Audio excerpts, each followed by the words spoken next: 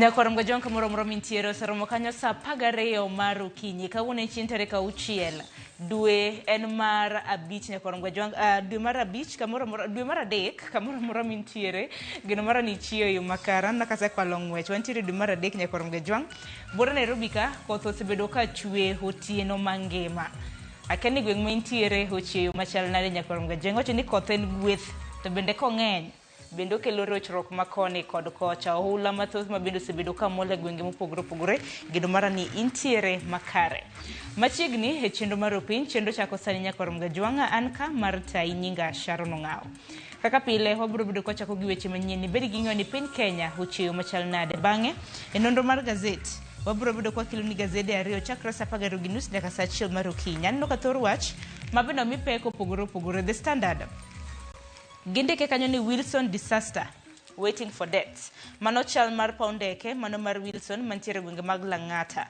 manyaka sani iwacho ni keto ngima oganda e kinda kuru gi Asumbi ka bende iwacho ni paundeke mano ma Wilson e higa ka higa ndeke mahao 1,020 japiyo kanyo to sani iwacho ni chal mar ndeke makamano ok ni kare to wach makamano osebede ka ok ng'i e yo makare kora dhi bedo ka alero ni gimomiyo e gazet ma Daily Nation nyakorom ga jwang gikete kanyo pok mar omenda mabende kar jot ma jatend piny mano State House osebedo ka tiyo godo wang'in wantiere hiko hala mano mar higa mar 2025-2026 tiwacho ni hiko hala ma wantiere nyakorom ga jwang budget mano mar State House nomedore nyaka kanyo siling bilion 17 manyiso ni pok mabende nomedegi e hiko omenda mabende wantiere nen mar siling bilion 8 to bilion 8 kimedo State House nyakorom ga jwang iwacho ni ne gin mago mage emergency to magi omenda makamagi kimiyo State House nyakorom ga jwang iwacho ni they spend without prior approval by the National Assembly koro iwacho ni omenda mar emergency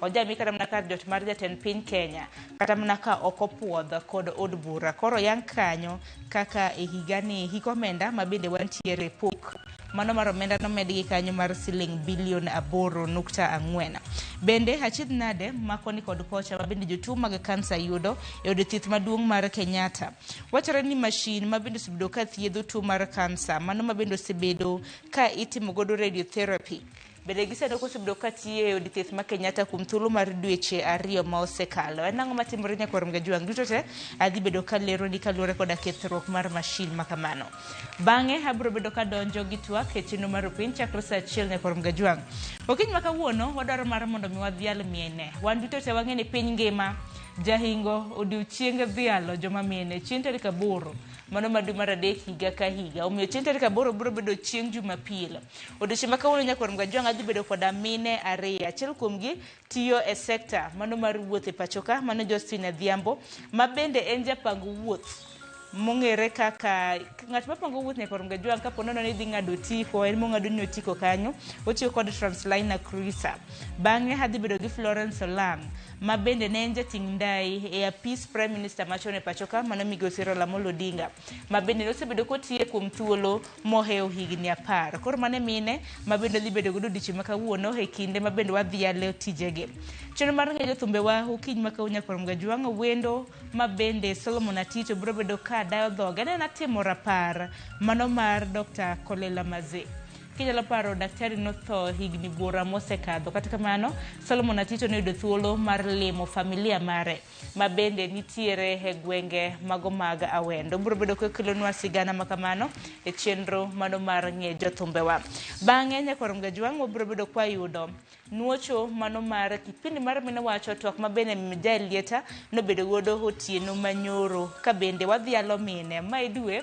ma bende idhialo mine wacho bende no dhialo miyo odiochieng' manyoro ma bende ibiro bedo kiyudo nuocho mare ponono no kineno TV otieno manyoro kawuono en chieng' tich abich Jose Duor biro bedo kata e chenro mano mar rowere chakre saa 4 nyaka rom kanyo saa 7 mar okinyi odhi bedo gi rowere 5 ka bedo kiny ma kawuono thor wach en rawere kod telo rowere ma pacho koikore yo machal nade ahinya ne kaw telo mopogore to bende wang'e ni piny Kenya yiero maduong' okayo yiero mar higa mar 2027 rowere gin giwegi gikore e yo machal nade koro mage thor weche ma bende wantiere godo kiny ma kawuono kaka pile iorona ote lai mago te machokare de 600 mbui mago oganda bende yudowa achiel kachiel An owuon tudri koda e mbui mag oganda iyuda gi nying mar Sharon Ng'ao.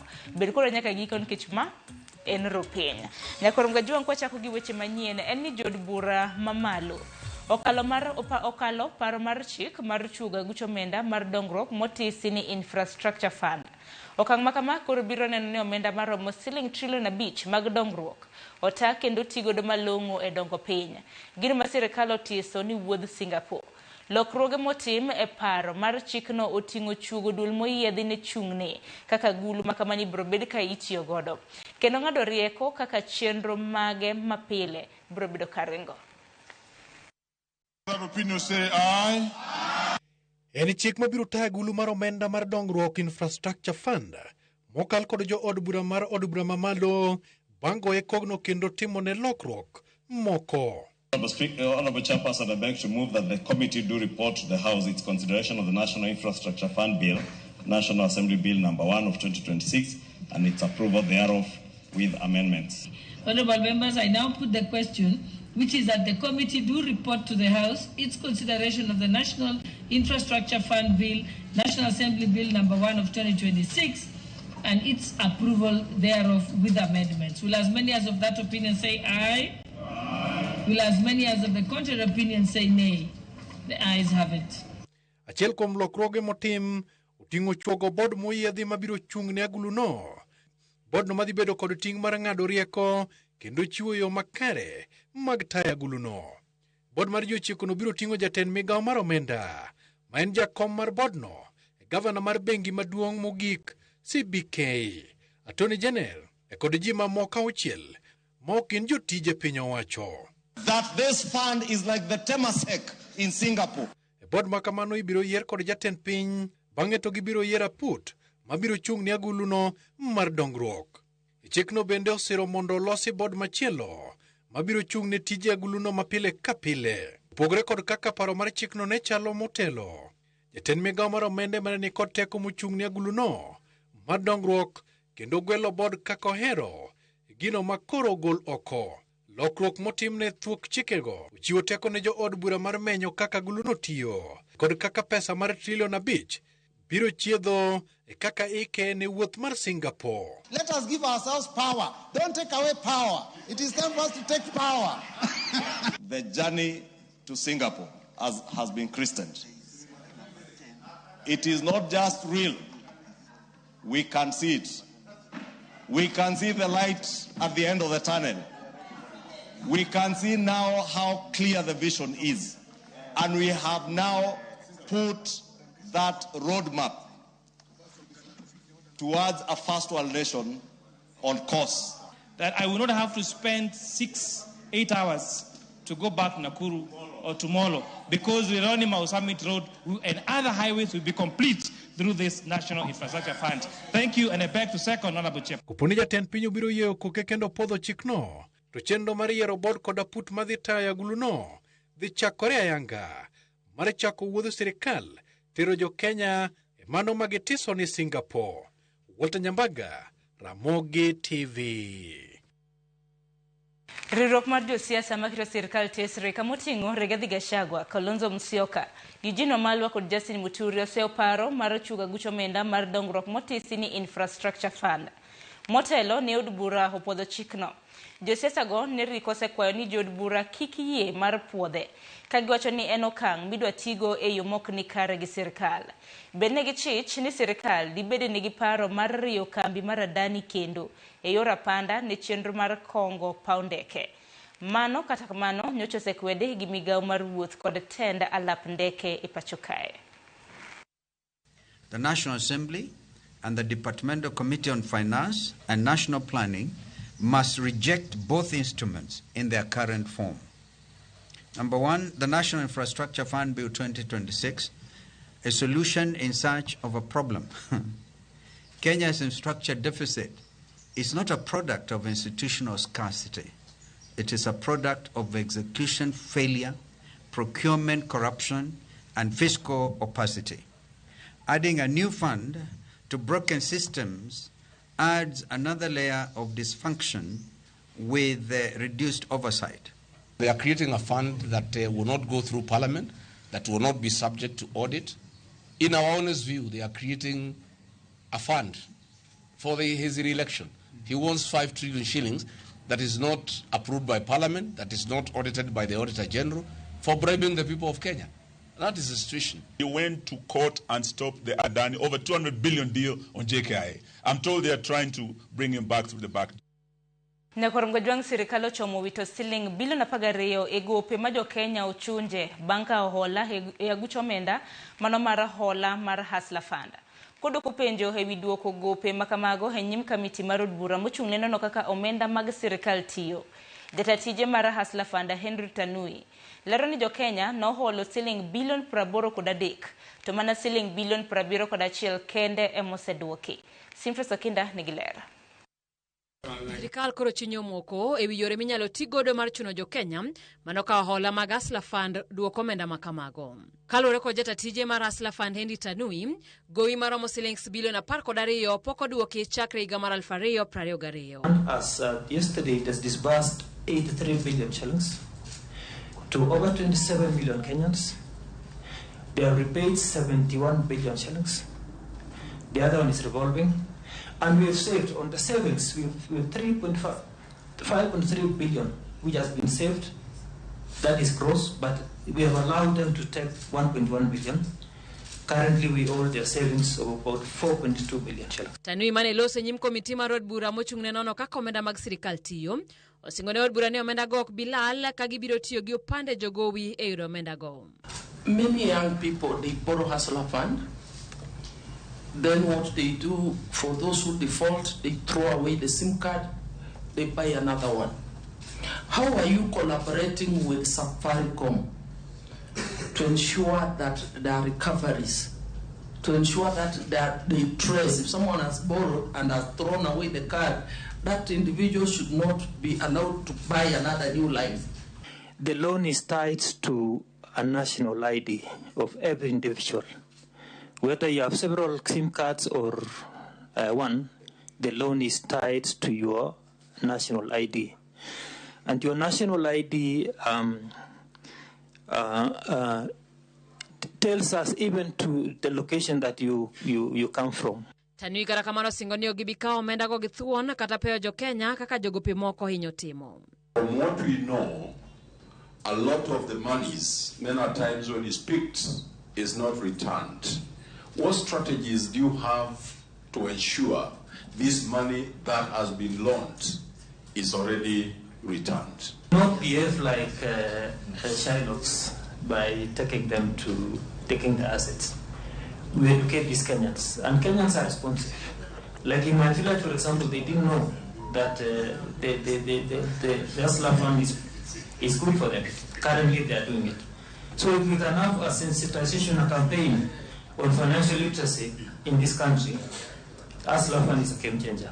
Kamano bene jatelo ni olero ni omenda ni osekonyo jo Kenya mathoth e loko ohala masani omiyo gidago ngima makare. Allow me also to answer your deputy chair. Our limit is 500 shillings to 50,000 for personal loans, and from 500 shillings to 150,000 for bridge loan. And if you analyze the performance of some of the individuals, they are borrowed cumulatively a lot of money. Simfros Okinda, Ramogi TV. Kopogore mano miche mag jo Kenya mane moko e piny Dubai kalure kod lweny madhi mbele e kind piny Israel, Amerika kod Iran. Giko ne ochope paw ndeke ma JKIA odhiambo manyoro. Achiel kuom jo Kenya mudugudu chi manyoro kokalo e ndeke Kenya Airways en grup ma jopuonjre mane odhi wuoth e puonjruok e piny mar Dubai. Jelita Giler mathoth. Kenya Airways en mano mane oting'o miche mag jo Kenya mane duogo pacho kaluwero koda lweny madhi mbele e pinje Arabu bang' muoch mar monj ma Israel gi Amerika timo Iran kendo masani koro liet mare odonjo koda ka e pinje mamoko mag Arabu. War started when we were there. On the last day, we got a message from KQ saying that we're not going home. Mano e ote manyocha obogo chuny jopuonjregi mane nie limbe mar somo Dubai bang' tieko limbegi kendo nowinjore gi duogo pacho. Giwacho ni muoch lweny en gima noyudogi gi buok kendo ne onge ikruok mora mora. I got shocked and hearing news that Airports have been closed, find shelters, stay away from windows, and it was really traumatizing. Kalwero kod mae nochuno koro gilu chike mag lweny ma sirikand piny Dubai ne sik chiwo kinde ka kinde simbegi moting'o manyo kar jot samora mora mane oba miruti e kor lwasi. To the bunkers, all the hotels, I think they have shelters downstairs, and they said if the worst come to the worst, you go. Because the first day, all the guests, they went to the lobby. It was chaotic. All the guests from all over the world, they were there. So they found us now, because we rushed to bang, come out. It was bad. The children were dead asleep, but when we saw this, I told them, bring the children. Japuonj manotelo ne jopuonjregi wacho ni ne gitemo yore duto e kinde mane girito duogo pacho mar manyo ne jopuonjre yore mag bedo ma onge luoro kuom ndalo 4 duto mane gimoko e piny Dubai. Most traumatizing is the one which the alert came when we were having supper. That day we had stayed for 3 days without going outside. So that cabin fever, agitation from the kids, we decided let's just walk a few blocks to have dinner. When we were just having dinner, alert, and everybody looks at you. Okay, the alert is here, so what do we do? And my mind was, how do we now walk from here to the hotel without seeing any measles and what have you? Kata kamano, tok twak kod ote maka kod kacha, ne giyudo thuolo mokwongo mar duogo pacho kokalende Kenya Airways mane okelo miche mag jo Kenya kowuok e pinje Arabu. We were at the airport at 1. That was the fear. At 1, we stayed at there from 1, so that plane does not leave without us. And it was 50-50. So it might not, according as per the situation. So when today we were flying, and we just saw we have passed Muscat, we are in the air, the airspace of Ethiopia. Hey, that is when we relaxed. And when we landed, we shouted, we clapped, we sang, and we were happy with. Lweny no pod ochuo chieng' ka luoro nitie ni onyalo kelo rochruok nyaka ne uchumi mar pinje mathoth poni ok orese mapiyo. Ndalo achiel bang' moko kuom jotelo mag duond bura mar ODM kotelnegi kod jakom ODM Gladys Wanga yango ni onge winjruok moro amora mane yango giko mar thuolo mowinjore oketi e tim report mar agenda 10 madito kata 10 points agenda. Jatend migawo mar teko Opiyo Wandayi bende omedo dok ne lipot makamano. Kwacho ni jo Kenya osechako neno moko kuom olemo mag lipodno. Kalilose osechako chenro mar keyo stima e dho wath ma Ugambe e kar chung' od bura ma Bondo. Wandayi nowacho ni keto commissioners manyien mag IBC kod loko chike madito matayo yiero gin moko kuom gigo mane aput mar NADCO okete maino margi. Kendo nyaka sani oseketgi e tim. E kineno jatelono bende ne okwayo jod bura mondo oru chenro mar neno ni jogo mane oyudo hinyruok kod wito joheragi e kind lal mamoko oyudo chudo kaka achiel kuom yore mag chopo gigo mane giwinjore gi chwalne. Jatend piny William Ruto mane ochiwo koke kod mane en ogai mar ODM Raila Odinga. Na nina hakika kwa wakati huu tunapoongea, a lot of the NADCO recommendations have already been implemented. A lot of them, including the establishment of the IBC. That was one of the greatest recommendations of the NADCO report. The other issue that NADCO recommended was the matter of amendment to Elections Act. That has been done. Jambo ambalo limebaki kidogo ni mambo ya compensation for victims of election violence. Na hiyo inashughulikiwa vilivyo na bunge la taifa. Kopogore gi mano, ruodh goro mar riwruok mar jodong Luo e Kenya mangima Abel Ombuoro ong'ielo rengo ma oyangi kod familia mare. Familia mare kotelne gi kod wuode mane mong'ere kaka Pastor Eric Abel oyango ni Ombuoro ne owito ngimane e kar Sao Chiko Otieno mane piny Rugodo Duchi manyoro e kar od thieth mar St Joseph Ombo Mission kama osebedo koyude thieth. Familia mare wacho ni tho mar ruodh goro no en lal maduong' ma familia kod oganda Luo duto oyudo.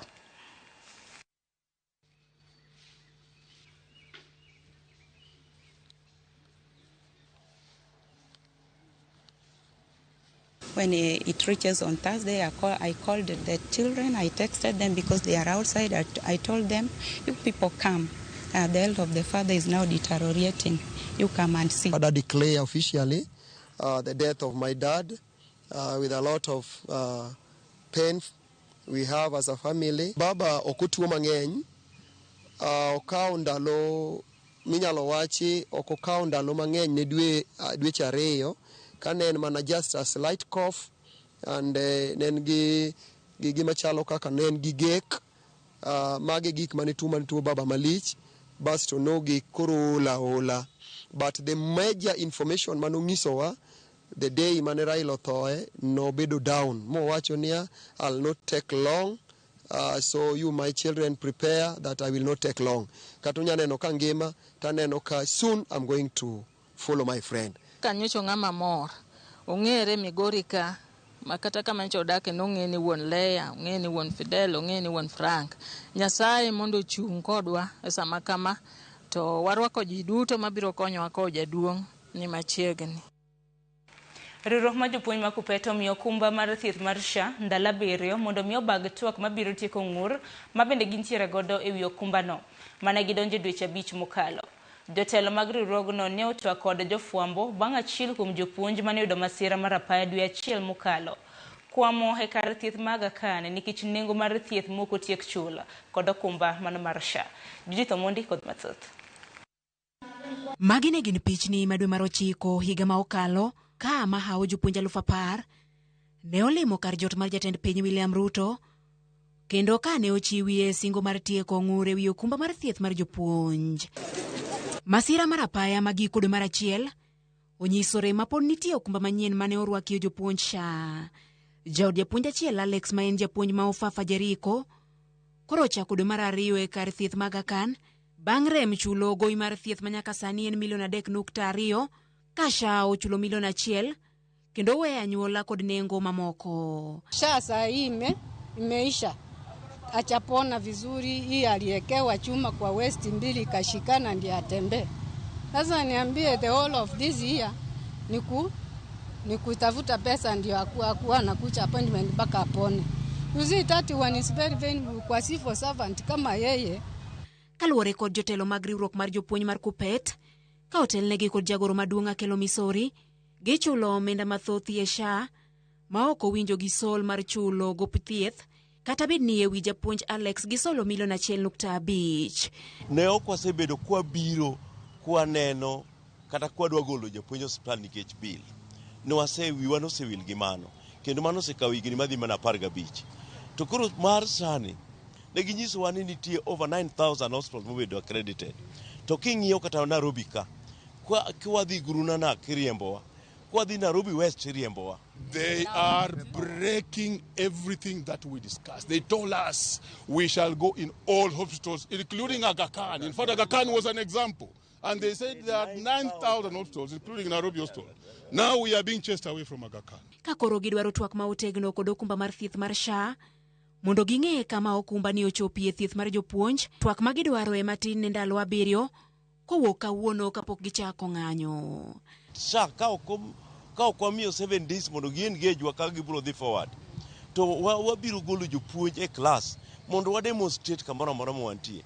Nikech engagement no is important mondo wayud clarity ni to cover marwa mar statutory deduction ma Kenyans te chulo. Wan kaka union members wan ema wachulo the highest contribution to this facility. Ang'o miyo wan makoro ok nyal tit kodwa. Wadwaro ni nyaka miwa kata preferential treatment nikech wan ema sustain SHA. Ma biro mana ndalo matin bang' jopiny ywak e pacho kama ngima ni lai mar thieth mar SHA ni piny gino mane SHA oyango ni loso. Judith Omondi, Ramogi TV. Nyakorongo jong miyo moro mane otwe jela ma Embu kuom higni 25 otieko twech mare kata kamano en kod lit bang' anyuola mare kwede bang' duogo pacho. Agnes Ngeti mawuok e kar dak ma Machanga Mbere notwe e higa mar 2000 ka en gi higni 31. Apisa mar kar twech ma Embu hokoni kama samoro anyuola no kwedo Agnes kalore nen kod dang'ni mar paro kaachiel gi gino mane otimo mane omiyo tweye. Kata kamano hokoni ber kanyuola ne rwake bang' tieko twech mare. Apisa no okoni kum mar twech reyo ji mathoth kendo bang' wuok e twech owinjo rwakgi kendo migi tije manyalo gero ngimagi kendo keto negi chiemo e mesa.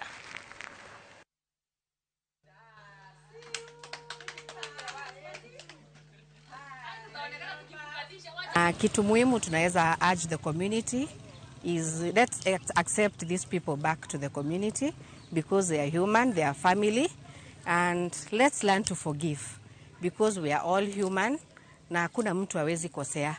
So we would urge the community to kindly accept our clients back home. Nimekaa jela miaka 25.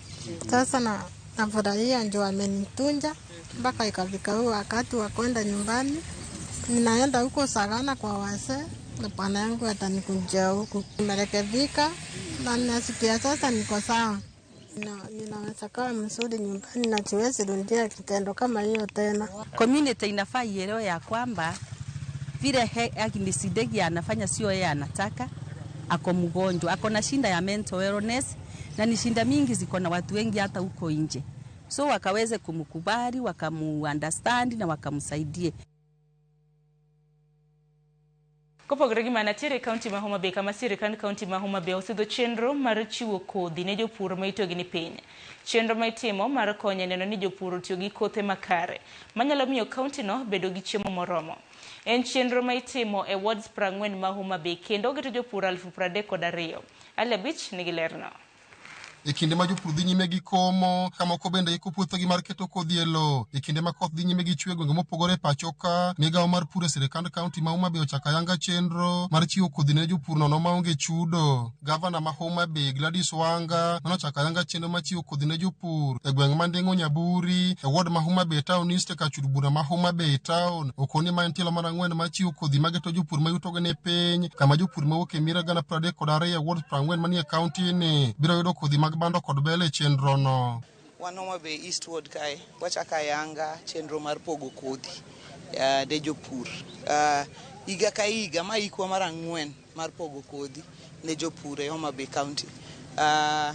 Mier moko nyalo nyiewo kodhi to gin gi puodho, wamiyo gi kodhi higa ka higa. Omiyo sani nitie mier 32,000 e Homa Bay mabro yudo kodhi. Gavana Wanga ne okone jopur madhi yudo kothe makamago ne olume gwenge mopogore kaunti ni ka okoni chenro makamano gitimo mar neno ni kaunti obedo kod chiemo moromo manyalo konyo jopiny e mieregi. Dwakwa jowa koth koro chwe, wadhi ure puothe, wapur kendo wakom mondo ka Nyasaye oyie otero choronwa kodhni wabed ni wan gi chiemo. Nikech oganda modenyo ok nyal konyore, oganda moyieng to nyalo konyore gin giwegi. Jatend migawo mar pur e kaunti ma Homa Bay Danish Onyango kaachiel gi MCA ma Homa Bay Town East Eric Omolo ne ojiwo jopur makoro dhi yudo kothe makamago mondo mi kik usgi mar neno ni miere ma giwuokie obedo kod chiemo moromo. Koro wan wakwayo kabisa ni kosemi kodhi misekomo irit puodho, wabiro wuotho kwang'iyo kodhi mwachiwogi kaka farmers orito puothegi. Mar ariyo, nitie jok moko manyalo bedo gi paro ni kosemiye kodhi to chiemo go duka. Seeds mwachiwoge, kodhi mwachiwoge are not for sale. Ka koro wasewuoyo gi jopur makagi, ka dipo ni nisekomo ma puothi isekomo to nyawadu moro pok okomo, kik idhi ni dhi uso kodhi. Kendo mae en achiel kuom programs ma nyiso ni chiemo dhi bedo mang'eny mana kaka notimore higa mosekalo gi higni moko mosekalo ma program ni osebedo ka timore. Wan gadier kaka migawo mar agriculture ni kachop kinde makoro wabro keyo dhi bedo mamalo kabisa. Watimo kamani duong' ne japur kendo gima lich ne japur nikech japur yudo thuolo koro mondo mi otigi pesa ne owuon mar ng'iewo kodhi mar oduma. Sirikal koro duoko gharama no piny, koro miye kodhi mondo mi obed gi chiemo e dalane. Mano e gima duong' ma japur kawuono dhi yudo ka. Mano food security the enhanced households mag jopiny. Chenro ma chiwo kothe manono ne jopur ma yutogi ne piny e kaunti ma Homa Bay kaendi ni migawo mar pur e sirikand kaunti ma Homa Bay ochako higni 4 mokalo maneno ni kaunti ni endo bedo kod chiemo moromo manyalo pidho jodak mantie kaunti ni. Ali Abich, Ramogi TV, Homa Bay. Nakoronga jwangi siganda Ali Abich ben makilo we giko mar weche manyien okiny makawuono dakika osekadho 30 tok saa 12 mar okinyi. Ka yo matin aduogo gi nonro mar gazet kik dhi mabor.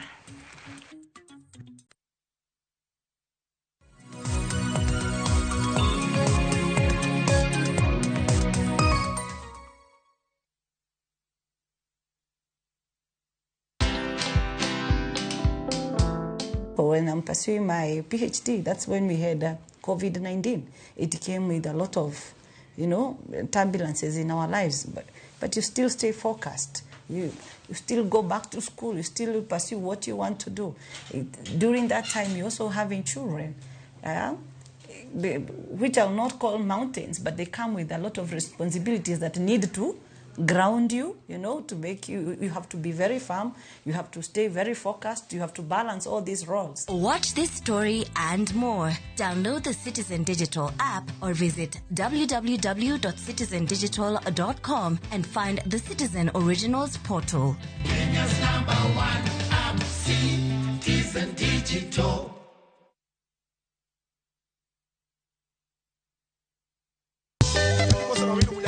Yakoromoge juang ticha beach kachopo sangwene wange. Kamae eka kawamoke kawakelo ni pado maliet magluo benga luo rumba. To kachopo sa beach wakelo ni ajawa maliet pass. Asingo ni chunya nyarowegi.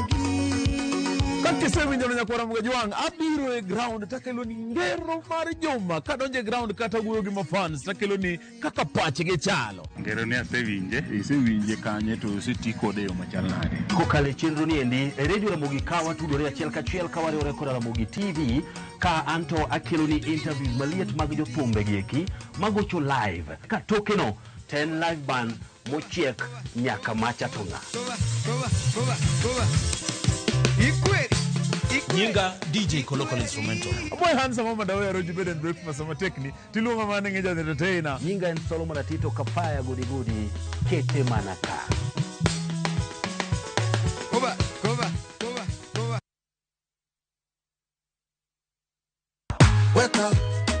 Wake up, binging, cheza na style. Wake up, binging, wake up, binging, cheza na style. Wake up, binging, wake up, binging, cheza na style. Wake up, binging, wake up, binging, cheza na. Kupata skiza tune ya Penguin, your favorite song manze. Unaenda pale kwa *812*784#. Kumbuka skiza na Citizen ndio nyumbani kwa wasanii. Pim. Aha.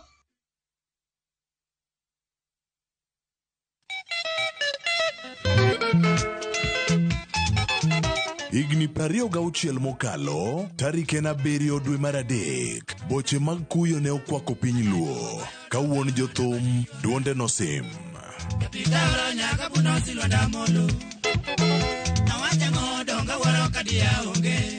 Richard Owino, mong'ere kaka Dr. Kolela Maze, ogwela bad jowaya. Ne ok en jawera, ne en jambaka ka radio. Kendo japuonj matije pod neno nyaka sani. Ng'ina kwani mnajifu watiyo kode. Mumiyo pod sani kata okanyalo goto. Wang'iyo ngima Dr. Kolela Maze. Nyuolne, ngimane mar thum, anyuolane kod thone. Mbaka ma opondo ne ji mathoth. Wan kawadongo to okawinjo kodi chieng' moro nitiere mababo ya olweny gi mama. Dhano bende noromo godo mathoth oko, to sama ne entiere dala gima ne nyalo neno kuome ne en hera. Koa kuom nyare nyaka jothumbe wetene. Ma en sigand Dr. Kolela Maze. Eng'e jothumbe wa Ramogi TV kitaye gi Solomon Atito Kafaya.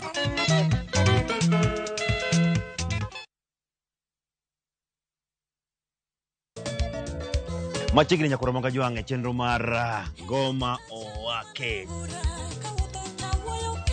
Wok ticha kelo ni mix mokwe. Kaito tichario. Reggae Owake, yani tunaongea na Majar Rastafara. Alafu ticha dek Nyakoromoge juang akelo ni mana yani ngeni baka kiwasani.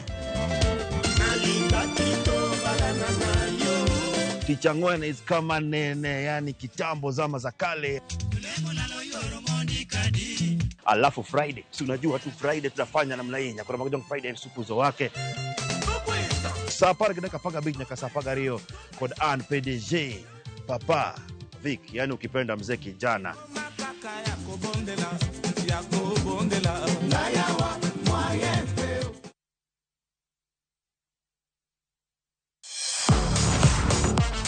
Ne thuolo mar yudo weche tuke duto nyaka mopondo. Mbaka makende mag jotugo kendo mag jomolony weche tuke. Can you believe it? Magite yudore chenro mar pau tuke. The 4.84 kilometers. Nonro matut kod gigo matimre manyien mag tuke duto mawuok e piny mangima. Tudri kodwa ngeso ka ngeso Ramogi TV kochakore saa 8 odiechieng' ka wami gik motimore paw tuke.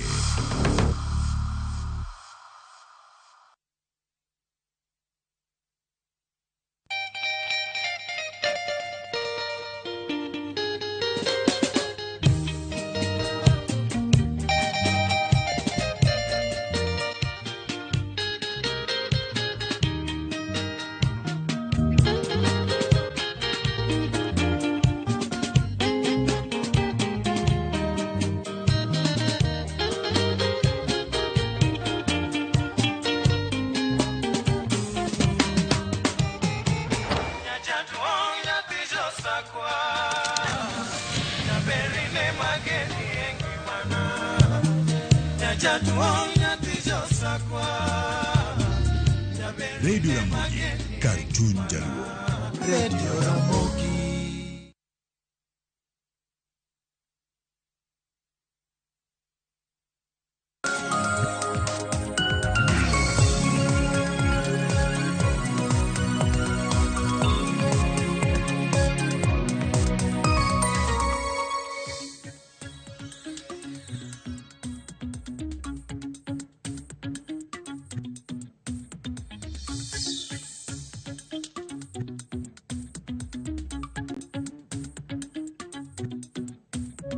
Na korongo jong dakika oskadho 36 tok saa 12 mar okinyi kamoro moro mintiere machiegni ma e nonro mar gazet nyinga Sharon Onga wantiere ka gazet Ario The Standard kanyakla kod Daily Nation.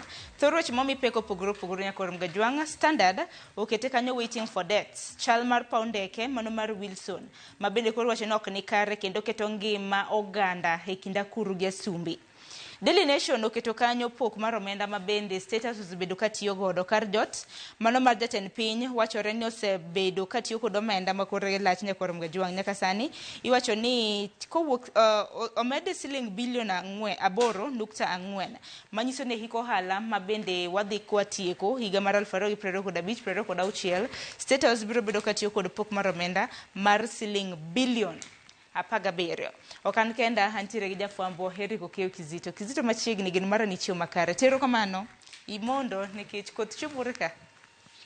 Sharona dokeo kamano Nyasaye moloso kinde mwachopo kata bed ni kolwasi ok ni makare en koth maka kod kacha koth ma jasamuoyo onget pod bedo na beda mamit lakini onget ko bedo mamit temi wacho ni koro mogo ok bede mesa momiyo ng'ato kamoro moro mentiere koda yot koda tek machal nade owuoga okawra kwero go ego ke odhi e puodho ni koloko lo bedo rateng eka chiemo bedo koth bende wacho ni koth wuon chiemo Sharon to bende wacho ni wuon chiemo to bende kong'eny ahinya bedo kela jema wadanno ka ji mathoth bende ka koth obedo mang'eny oula bende daro ji e ute gi puothe bende neno ka cham ketha ng'eni kinde makamagi bende jopur dhi nyime koda pidho cham kwa kamano Kizito kwang'e thoro weche mopogore anaga thoro weche kawuono dhi lombo oganda wacha gimane. Koneno gazet Ario ma wantiere go ka mano ma The Standard kod Daily Nation aneno ka mane to ni omulo ahinya wechego makoro oganda jo Kenya dwaro mar mondo mi ong'e ane ni to chal mar Kenya ni kanye to kendo Kenya wuotho yo machal nade wechego mag ochumi kaachiel kod dongruok. Hapa ni wachak mana mapio pinya koronga jwang gazet ma Daily Nation anno kanyo ka jot ma jatend piny Manu State House bende budget mare ogore nyadiriyo medre nyadiriyo nyaka siling bilion 17 wachore kanyo ni State House nochako mede kendo iwacho ni media allocation nomiye kanyo siling bilion 8 makoro wacho ni bilion 8 mabende nomede wacho ni ntiere constitutional clause kar pend chike mabende yango ni State House nyalo medo omenda mago mag emergency kana na koko puodha kod od bura maduong' ma pacho kae inene yo machal nade. Sharon wachni bende koro nyikelwa kama penjo ni to kar jot ma jatend piny Kenya tiyo go omenda e yo machal nade otiyo go omenda e yo machal nade nikech kirango kanyo Sharon kako ket kiko chakri ko omenda 2013 nyaka 14 machop nyaka sani komenda ma wantiere mariga 2025-2026 iyudo ka sani omenda no medre malach ahinya Mabende koro omenda mancho kete budget kanyo nchen bilion 8.6 mano mancho kete budget ne kar jot ma jatend piny Kenya. To koro sani ma wantiere nus mar omenda omedre nyadiriyo mochopo bilion 16.99 manyiso ni omede kanyo kod bilion 8.4 kanyo koro medre malach ahinya kanyo nikech kirango kata omenda 2013-14 iyudo ka omenda mano kete budget kanyo en bilion 4.9 to mane oti godo ne bilion 6.6 to king'iyo omenda 2014-15 iyudo ka omenda mano keti ne en bilion 1 to noti kod bilion 3.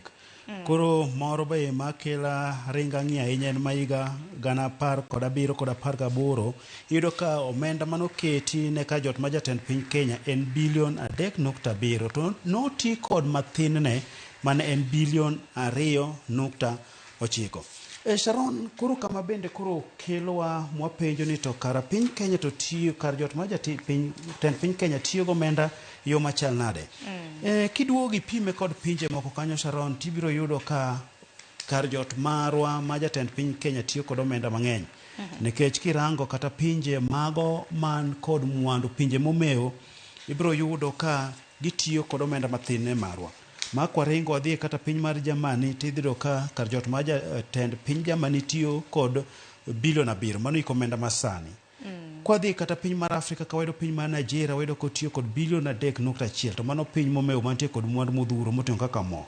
Kwa dhi piny mar Portugal iyudo kanyo ka gitiyo kod omenda maromo bilion 2.6. Tanzania bende ma jirandwa kae tiyo kod bilion 1.7 to kineno Tanzania en pinyno maduong' ahinya kendo ganda ng'enye. Kibire piny mar South Africa, piny ma bende omeo ni kod bilion 7.8 mano ma kar jot ma jatend piny South Africa tiyo godo kanyo Kidhi kata mana Amerika, piny mantie kod teko modhuro, super power, kar jot mar jatend piny Amerika tiyo kod bilion 10 kende. Koro kanyo mikawo tipimo ni to bedo nade ma kar jot ma jatend piny Kenya tiyo kod bilion 16.6 to mano ma Amerika tiyo kod bilion 10 kende iko omenda ma wantiere sani. To kingi vara mana hiko omenda ma bende oket kata mana gazet mano nyim gazet mar Daily Nation Jakorom Gajwang. Kenya nyalo compare kipime chakre higa mar 2013-14 nyaka kanyo higa mar 2025-26 hiko omenda ma bende wantiere chaka gima ogore times 2 nikech pok mar omenda ma bende nochiwe kinde budget nen siling bilion 8.6 sani koro apisi mano mar jaga budget mano apisa control of budget no yango kanyo ni koro no medge kendo siling bilion 8.4 manyiso ni koro siling bilion 10.9 mabende ki wacho di to the nearest ki round off to koro siling bilion 10.7. Sharon, ma koro jatend migawo mar omenda John Mbadi nyochwalo budget mabalang'e od bura kama ne wach makama koro ne oyangre kanyo mabende kaka janon buge piny owacho bende koro ne ogoyo thothoriyo kowacho ni kaka omenda ni tiyo godo no ni luoro nitiere no omenda dhi tiyo godo kanyo malach ahinya. Koro mana kaka nisewacho ni ma omenda mitimo godo chenro moko mapoya ma inyalo mi kar jot ma jatend piny Kenya omenda kamano tigo kata od bura kopuodho.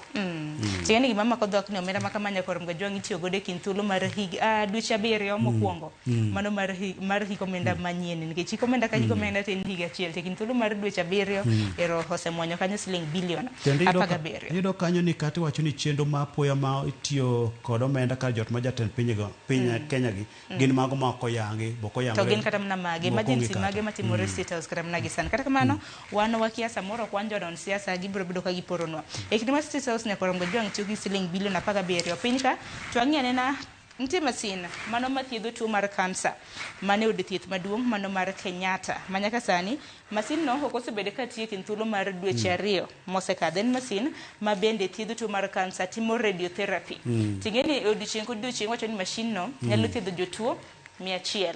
Sani kana mashin makamano kethore koro jotuo winjo pek makoro chunogi mar mondo mi gidhi gilim ute thieth mamoko tingeni mar mondo mi gidhi gilim ute thieth mamoko nyiso ni omenda makamano medore wach makamano anoko mi peke ite mar adek Kizito. Sharon, wach mar thieth mar tuo mar kansa koro kelo midhiero e pacho ka ni kar thieth maduong' e pacho ka mar Kenyatta National Hospital. Koro gi lak sechegi ok nyal rwako jotuo e kar thieth mar kansa kanyo, ma koro moko iwinjo ni ioro dala, nok nyalre. Moko bende koro itero kar thieth mar Kenyatta University Training College kucho. Moko bende itero Nairobi West Hospital kod osiptende moko makanyoe. Koro wach mantie kanyo en mashin mano mithiedho godo kansa ma iluongo ni Linac mashin kanyoe. Koro wacho no koti, ma en mashin miwacho ni nitie kod teko modhuro mar X-ray, ma en onyalo menyo kama tumor nitiere mothiedh ma ok oroch kata tissue moko mantie kanyo machiegni. Koro mashin ma kamano okethore. Koro mashin kosekethore, wacho ni koro wadong' mana gi mashin achiel kende ma iluongo ni Kabra kanyo, ma mashindno en gi teko modhuro, to iwacho ni thieth mare kata nengo mare bet koro yot. Koro ema sani tiyo godo. Koro jotuo ma odhi Kenyatta sani koro kitero kata Kenyatta University kucho, ka inyisogi ni thieth koro mar kansa odwok piny kucho gi $600. Koro yudo ka jotuo mar tuoni kaka Margaret Akinyi wacho ni wuotho koa Kawangware kodhi Kenyatta kucho, tikoro ni koro mashindo ok ti. Koro itero gi kar thieth ma Kenyatta kucho, tinyise ni kuro ichulo $600 ni en thieth ma sirikal odwoko piny kamano. Koro wacho ni kata $100 ni oonge godo, ma koro chune odok adoka dala. Ma wach miwacho ni osedhi mobedo kuom dweche 2 ka gini thieth onge kanyo kaluwore kod mashin koro kethore. Koro mashin achiel modong' ji 50 kende mithiedho odiochieng' kod odiochieng' kama nitie thiedho ji 100. Manyiso duoko na chien kwan mag jothieth manego beni yudo thieth margi. Kata mana piny kanyo bende aneno ka riwruok mano duol mochung' na alwora mano mar NEMA bende nochungo gedo mabedo ka itimo e od thieth mano mar Coptic mantiere Bura Nairobi, mane apaya mano mar Ngong Road. Giloro construction kata mana gedo makamano kaluwore ni jodak mantiere alwora no wacho ni kinde ma bende itimo gedo makamano kadhi nyime to gone gi koko e alwora makamano. Koro ne giloro gedo makamano. Bende kaluwore koda chike wacho ni environmental regulations wacho ni constructions mantiere alwora nego bende ni gedo chako saa 2 mar okinyi nyaka saa 11 ma midhiambo. To weekends bende lure sabande bende itime. Sharon, koro ma wach manomiyo jodak mantie kama igero kar thieth mar Coptic koro dhi ir NEMA ka giywak ni gedo matimre kanyo gotieno goyonegi koko kendo mono gi nindo kendo rocho kata chenro mag nyithindo somo kanyo. Koro ma gedo miwacho ni timo gotieno. Koro jo NEMA kanodhi kanyo ka giwuok kod jok ma gedogo to giwacho ni gintie kod barua ma omiyo gi thuolo mar tiyo kata gotieno no. To giwacho ni mondo mi onyisgi barua no jogi ok dwa golo mar mondo mi onyisgi. Koro ne gichungo gedo makamano mondo mi ochop nyaka koro chike mag kare obi olu mondo mi gedo makamano timre e yo makare kanyo. Koro mae midhiero ma ji bende kadhi kuonde mopogore opogore kaluwore kod gedo. Jomoko bende yudo ka gedo makata kama gigedo gichielo makata gi kite ang'o gire nyalwar kuom jok makadho. Sharon, kinde moko naneno ot moro manosegeto ntiere kaka kite moko nodong' e wi ot. Ng'ama ntie kadha ka wuok dhi tich mano kar jot ma Riverside mayudre Babadog Ward kachicha. Kidi oa malo mogoye ma odhi kamano mowito ngimane. Leta hinya wach makabando nego beni keto kama ne tim nyaka sani koro en construction kama na gedo mabende oselor kanyo. Wadhi mapiyo piyo e ite mar 2 nyakoro Mgajwang' odiochieng' makawuono menchin tarik 6 jaod bura mano ma Emurwa Dikir mano Johana Ngeno mabende lalo ngimane e masich kalapapla bende ibiro bed kitimo ne kopo mogik. Odiochieng' manyoro naneno kanyo nyasi mano mar kopo mogik mabende notimne en kanyakla kod joma moko 4 mabende ne otho godo masira makamano kopogore gi pilot mano jariemb ndeke mano were mabende ibiro bed ka familia mare chano timo kopo mare mogik. Ji 4 gi ng'ino mano moriwo kanyo na otho koda ji mamoko 4 mano moriwo kanyo na nitiere Amos Kipngetich Rotich mana pisa mano man Kenya Forest Service, nitiere Carlos Robert Kalat Keter japuonj, nitiere Wycliffe Kiprono mabende koro odiochieng' manyoro naneno kanyo ka alama kende notimne. Ne en wach moro malit ahinya. Odiochieng' makawuono ibiro bed kitimo ne jaod bura no kopo mogik. Sharon, en wach malit ahinya ma ajali mar ndek kalapapla manokao ngima jaod bura ng'eno kanyo kod jomoko auchiel manokoting'o jariemb ndege George Were mowuok Nyakach kucho, kachiel kod jago picha manonik jatij kaunti ma Narok kanyo, Kenya Wildlife, kachiel kod ja Kenya Red Cross. Koro ji abichgi koting'o jaod bura ni ne otim nyasi margi kanyo Transmara kucho. Notimgi ne ji abich nikech gin jogo maae wacho ni gweng' achiel. Koro iyudo ka jariemb ndege en owuok mabor mopogore kuma jogi wuoke, koro en ringre ne ok oket kanyo Sharon. Koro kineno kako pang sanduku kanyo gi sanduku molosi, ne en ywak, ne en lit kanyo, ne en kuyo. Ema ngero moro be wacho nang'o Sharon, kata ng'ato ne ka sanduku olos maber, moponi sanduku cha olos maber, ng'acho gi sanduku maber, to onge ng'ama nyalo gombo mondo mi otho oike gi sanduku maber no. Koro en wach malit kanyo kineno kata familia mar jago picha wuoyi ma pod ne tin ahinya kaka ywago wuodgi. Wuodgi en ng'ano manche koyudo tich ka jaod bura, manche kuin kod geno ni dhi loko ngimagi, koro ngimano ochot kamano koro gin kod geno makoro kere kanyo Sharon. Ang'eni wach ma kama en wach ma bende waluwo machiegni. Ang'eni ka obiro bedo kochako kar saa 4 mar okinyi, wabiro bedo kwa dhi achiel kachiel nyaka e gwenge mag Murwa Dikir mar Mond Monika. Ka kopo ma kamano biro bedo Don Kizito. Koro ber gi bane ite mar auchiel bende romo mar NDC mano ka duond bura mar ODM bende medo kayo kawuono en chieng' tarik 6, manyiso ni gidong' gi ndalo 21 mondo gibag NDC margi chieng' tarik 27. Koro maling'ling bende osechako mienjo ni en ang'o ma bende biro bedo ka itimo NDC ahinya ka riero jotelo kanyo. Sharon, koro duond od bura mar ODM koro waneno kanyo tarik 27 dwe mar adek ni dhi bedo kod romo mar National Delegates Convention. Ma National Delegate Convention ni ji nentiere gi paro ne chiwo thuolo mar mondo mi jo National Delegates Convention odhi oyier kuku mar tend duond od bura mar ODM. To koro wach mantie kanyo ni nitiere kaka gidwa geng'o wechego mag pogruok, ni koro ajenda mantiere kanyo en dhi puodho kata sidho nyinge mag kuku tend duond od bura mar ODM, ma bende koro wacho ni bende nosepuodho kanyo kod National Governing Council manotimre Mombasa kucho. Koro ineno ka jogo ma bende koro balo kod telo masani ma be gin jokanyo mar duond od bura koting'o jagoro Edwin Sifuna, oting'o jaod bura ma Embakasi East Babu Owino, oting'o gavana ma Siaya James Orengo, to ting'o Godfrey Osoti. Gin bende ne gidwaro ni thuolo ma kamano mar mondo mi nochiw uyanga mar mondo mi otim yiero ma jogo madwaro mowinjore kod chike mar duond od burano mar mondo mi thuolo ma kamano mar mondo mi oyiere lemo go. To koro kaka weche ni kanyo inendre ni gi koro gidhi chopo e romo ma kamano koro en romo migeno ni bro dhi sidho nikech giwacho nang'o. Tok mano romo ma bende koro botim ma National Delegate Convention ibro tim inyalo tim dwe mar 12. Koka mano to higa 2027 kwa chiegni chopo yiero ma wacho ni ajenda ma mbele mibro tim kur en mano makoro ibro sidh winjruok ma duond od bura mar ODM bro timo mar mondo mi odonj kod UDA gibed kanyakla e yiero mabiro mar higa 2027.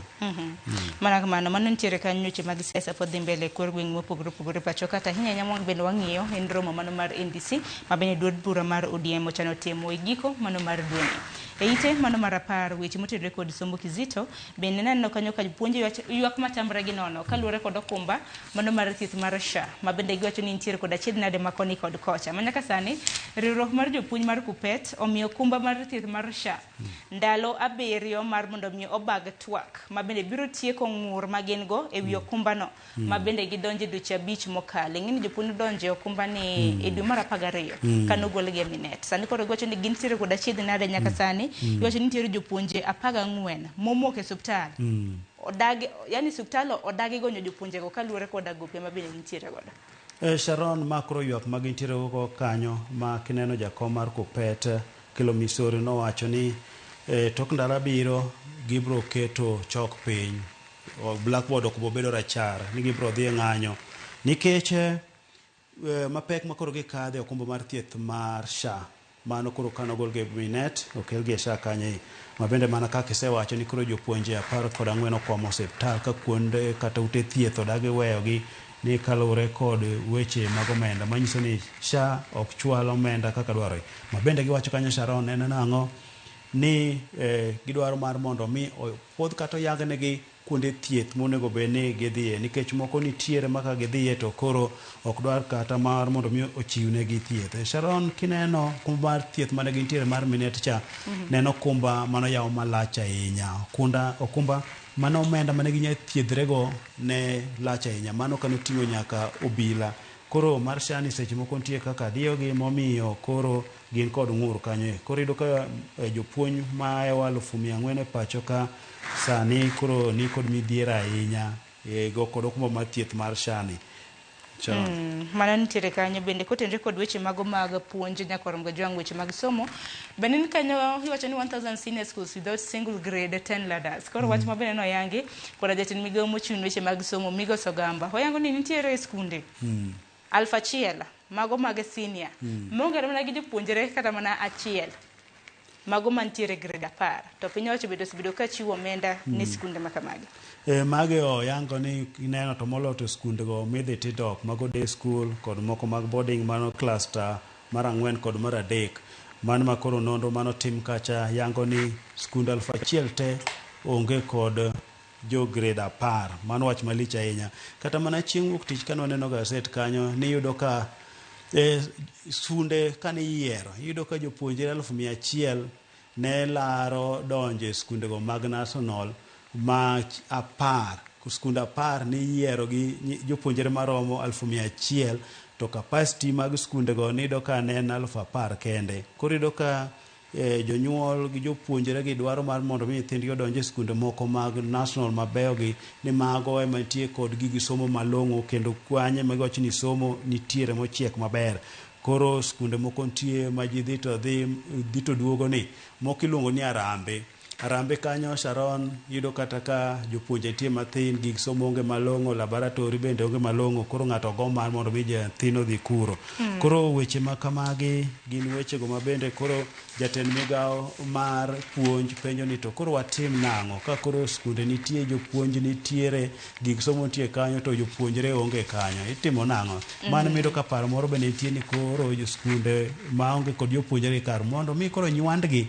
Mano nyiso ni skunde dhi dok bedo matin, to sama skunde dok bedo matin Sharon, nyiso ni japuonjre mane nyabedo ka ido skul machiegni koro skul bedo mabor. En ga wuoth mar ariya seche moko ka nyathi japuonjre da wuotho kata kilomita 10 kolawo skul. Mana kamano kopogore gi Nyakwarom Gajwang' ite mano mar 12. Bende lweny madhi mbele e kind piny Iran, Israel kod Amerika osebedo ka kelo chochni mathoth e pinje mago mag Arabu, pinje mago mag Middle East. Odiochieng' manyoro nwaneno kanyo ka Uganda ma pacho ka moko kuom gi bende gin jopuonjre ma bende nodhi tua e piny Dubai ma bende nomoko kuno Nyakwarom Gajwang' matin nende koro noduogo e pacho ka. Moko kuom jowuoth ma bende noduogo Nyakwarom Gajwang' oriwo kanyo jopuonjre masomo e skul mar Olivine School mantiere Nyali e kaunti ma Mombasa. Macho ne gidhi education tour chieng' tarik 23 dwe mar 2 e piny Dubai. To kaluwore kod lweny ma bende notugo e piny mar Russia e piny mano mar Iran. Koro no omiyo kata mana gin bende gimoko. Inyalo paro airspace bende nolor ma Dubai. Sharon, sigana ma kama koro miyo waneno sigana kama jopuonjre mar grade 3 nyaka 9 idho ndego dhi Dubai. Ka ng'ano ma bende koro seche moko tiyo pokonyo no Dubai, to ng'at ma pod puonjre ma ichulo ne school fee cha to dhi nyaka Dubai, iwacho ne gidhi teno kaka weche mag lony kod puonjruok kod tiegruok timre kucho mar mondo mi gimbe giti kod weche ma kamano kod gerruok kod teknoloji mantiere e pinje mag Dubai. Koro negikwamo nikech dichieng' mane giseikre ma koro ne gise nyaka keto bag gi lepgi e bag mar mondo mi giduogi, to ka gidhi online kacha to giyudo message ni Kenya Airways ochungo wuodhe mag Dubai kanyo, ma koro lure kod monj ma Israel koro kod Amerika koro monjo godo Iran kanyo, ma bende lweny ma yudo kano chakre tarik 28 dwe mar 2 ni kama ne omonji boma ma Tehran kacha cha. Koro en lweny Sharon magore, iwinjo ka giwacho kata sigana kanyo en mirutu mamuoch giringo kata gotieno iwacho ni jodak makuro to bende ong'iyo go maka picha kaka miruto ringo gichalo mana sulwe malwar. Sharon, gotieno bisewuok mineno kaka sulwe menjo ka iyudo ka moko bende chalo gima lwar.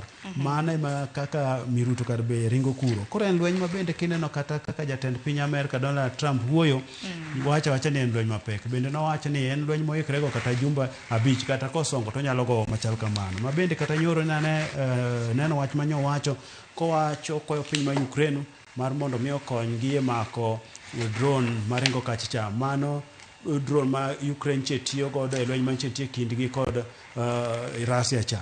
Koro gwacho teknoloji ma kamano mar mondo mi okonygi godo kanyo mar mondo mi gimedi tiyo. Koro en lweny ma kelo midhiero mare en wechego mag ochumi.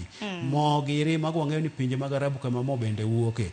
To weche mag mogi kodhi osekwamo kanyo to gimoro amora e uchumi, nengo mwandu moro amora bro dhi malo kanyo. Ma bende neno kata piny Amerka bende koro ne kwa Ukraine mar mondo mi oyaw odundu mar mo mowuok Russia manigi loro nikech lweny mantie gi gocha mar mondo mi okony nikech koro nenre adier ni weche mag mogi dhi bedo matek. Jatend migawo mar modhi kod tek to nyiso ni mo nitie moromo nyaka dwe mar 4. Sharon, bende nitie moromo adier kaluwore kod lweny magore cha. Koro nosingnwa, koro warita dongwa mano wach mabende nosingnwa kanyo kod migosi Opiyo Wandayi jatend migawo mochung' weche mago mag teko. Kata kamano wacho ni pinje mopogore opogore yudo ripple effect gi dho ngere.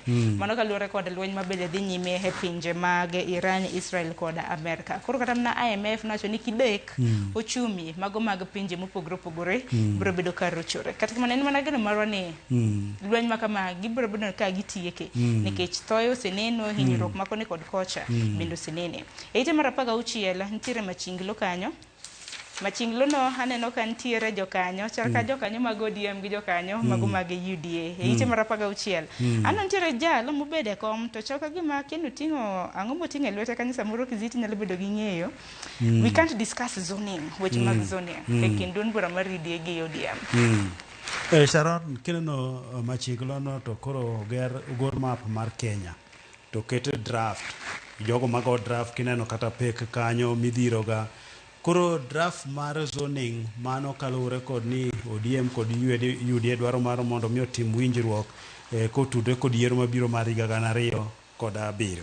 Koro iyudo ni zoning ni kotimre kidhiro draft kanyo machinglo moket kanyo chalo jatend piny Kenya mineno kobete kom to midhiero koro mako koting'o peke meke ogor rangi mar ODM kanyo en ogai mar ODM.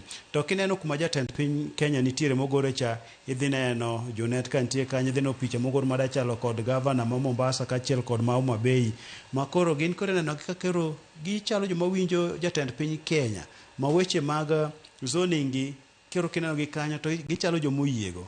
Koro gai mar ODM to koro mosegoni ka koro kichunge ng'ato cha ema koro dong' koting'o ka. Koro wach kama kotimre to kaka ogor map no koro nende ka gima rangi mar ODM odonge gwengego mar Nyanza to kod dhowath nam chumbi kucho. Koro UDA man yelo ni omako piny modhi nyaka nyandwat nyaka diere Rift Valley gireka omako te. Koro dhi bedo nade? Ma chalo gima dhi duoko ODM bedo kod mbi mare dok matine gwenge dong mane gwenge moko. Mana kamana Kenya koro gajwa ngin ne yo machal nade wacho ni paja somo gi paja ndiko bendo pogore. Kentiere ite mano mar 16 kaponono ni nyoni New Gazette makamato ikiagi madhi nyime e kende lwenya mano mar Iran, Israel kod piny Amerika nyakoro gajwa ngi biro bedo kisomo nikech penyo ni what's this new war on Iran about? Ngene mane mogo da bende penjo. Wan lwenya ni to ochuno waga ng'o. Nango mende piny Kenya walo kata mana jatendwa mana William Ruto bende nose kumo kata mana nose kwedo lweny mabende osebedo kata mana kadhi nyime hinya gwenge mago mag Middle East. Sharon, penjo mi penjo no be ma ji penjo to en lweny marang'o? Lweny ni wa mabor nochakre chon.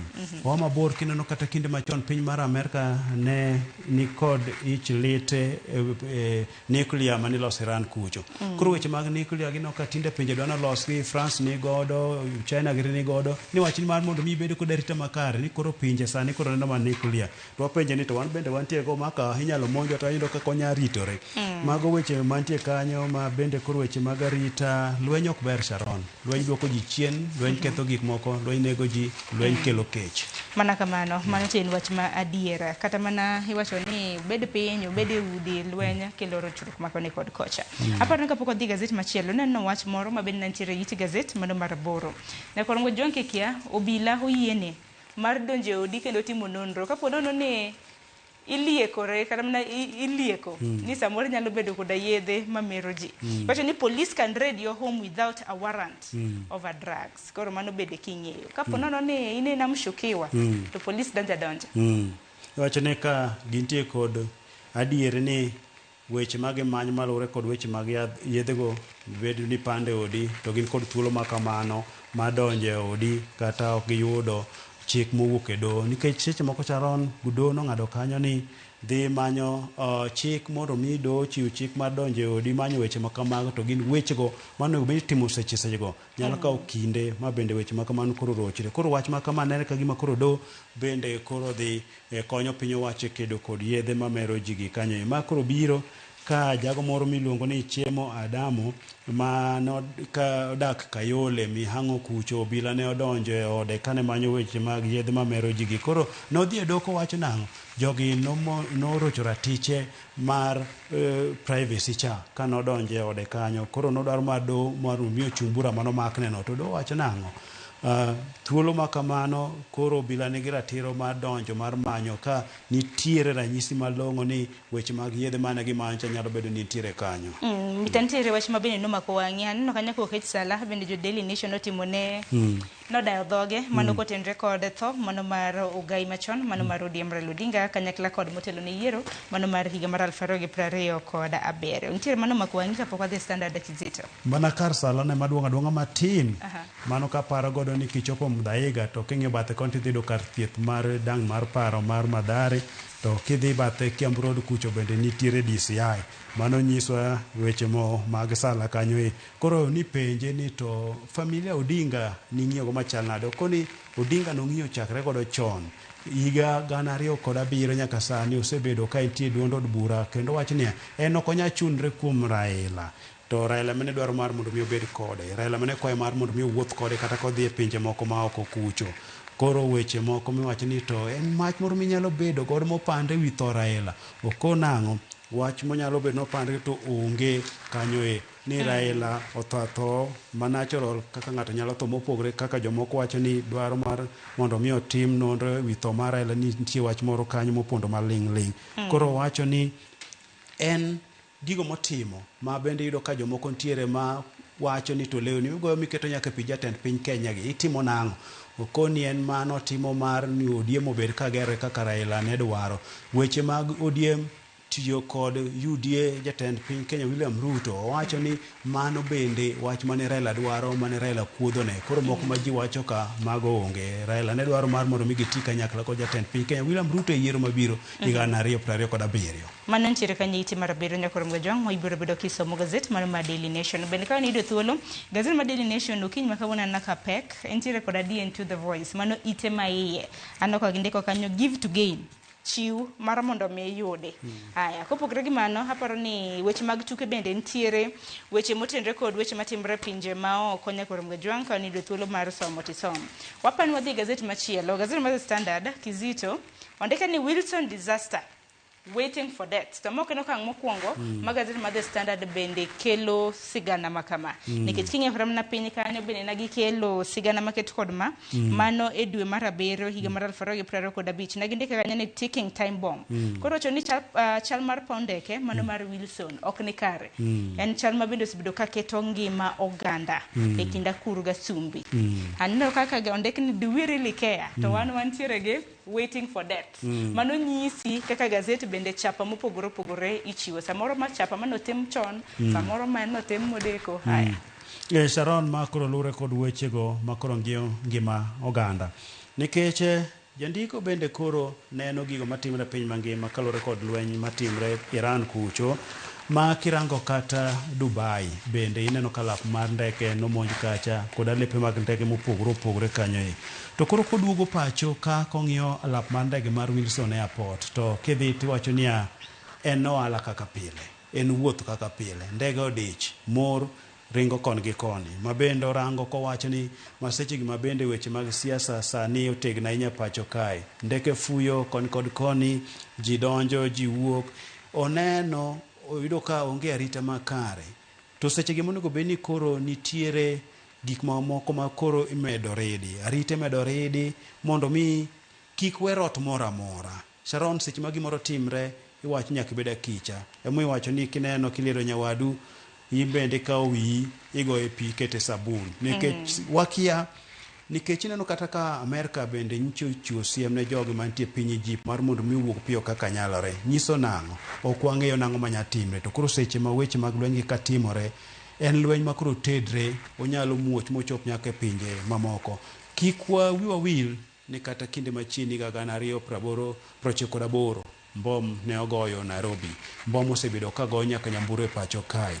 Ma oseturgi ga kod Al-Qaeda, Hamas, weche makamago ma bende koro amana kocha. Koro obila arita obeda kicha moro mi kikrot moro bede mora moro ma wach marach nyalo puse god madonj ma monjwa.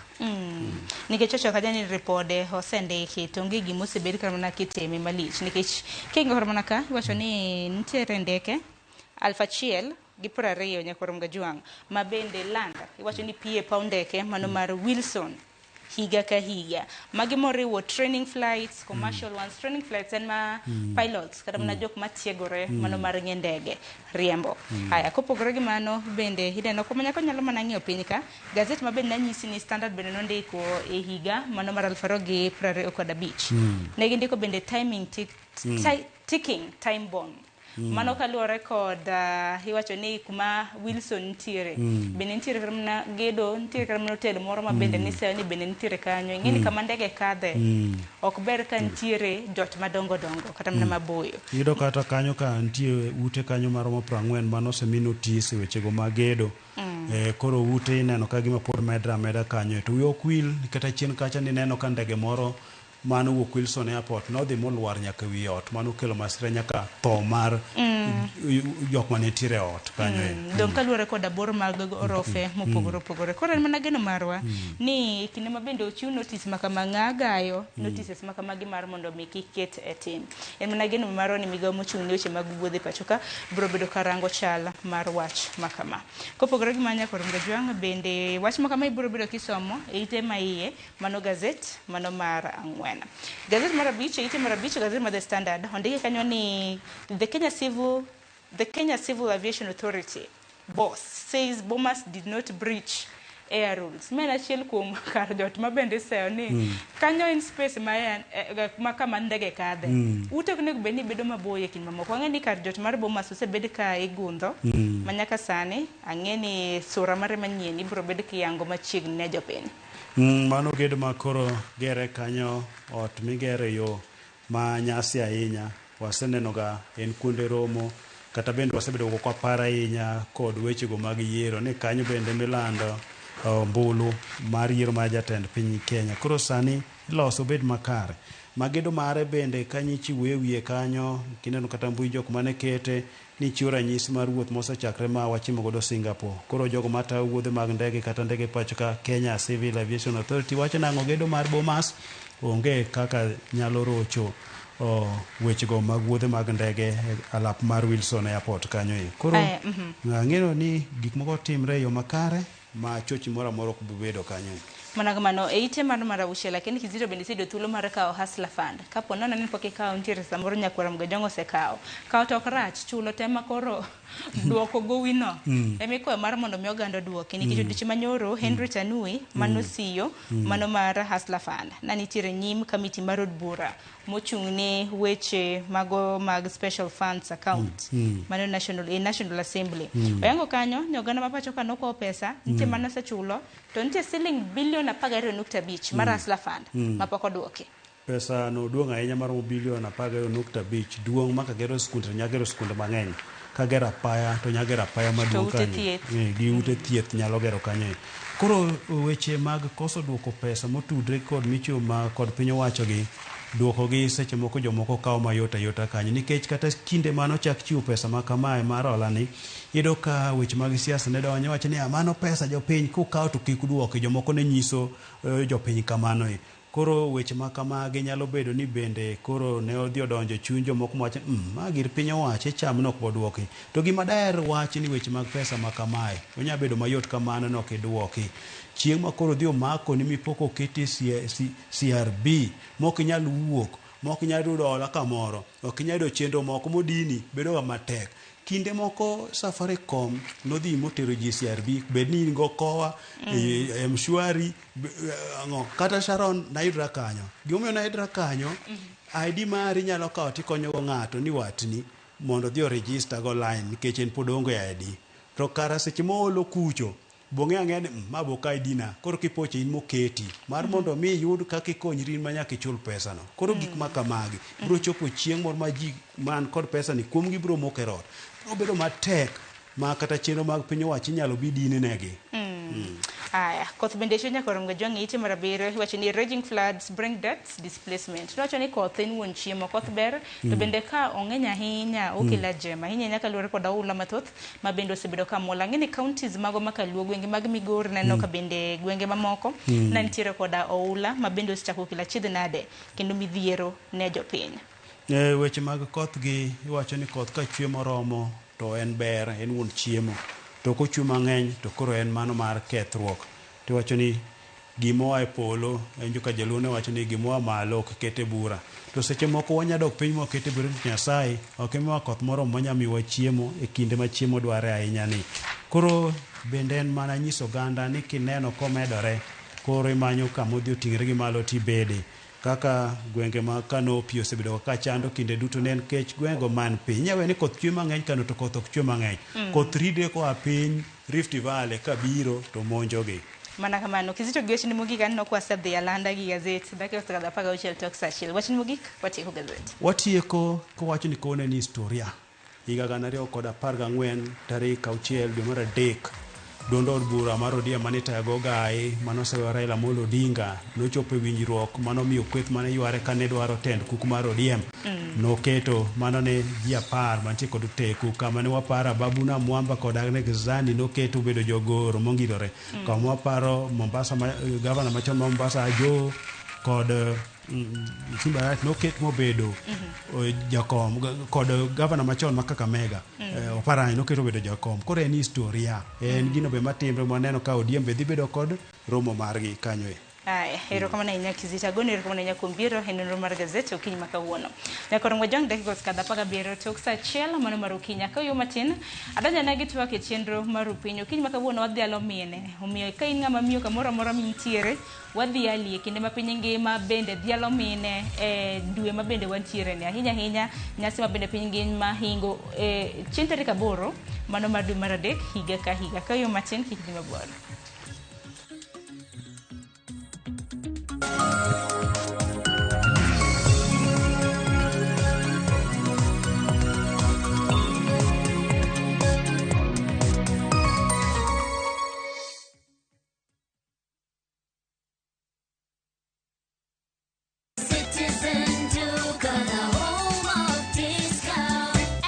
Made easier. Food, soap, everyday essentials, trusted products, friendly prices, real savings. Order now on Citizen Duka app, visit citizenduka.com or WhatsApp us on 0710 487 487.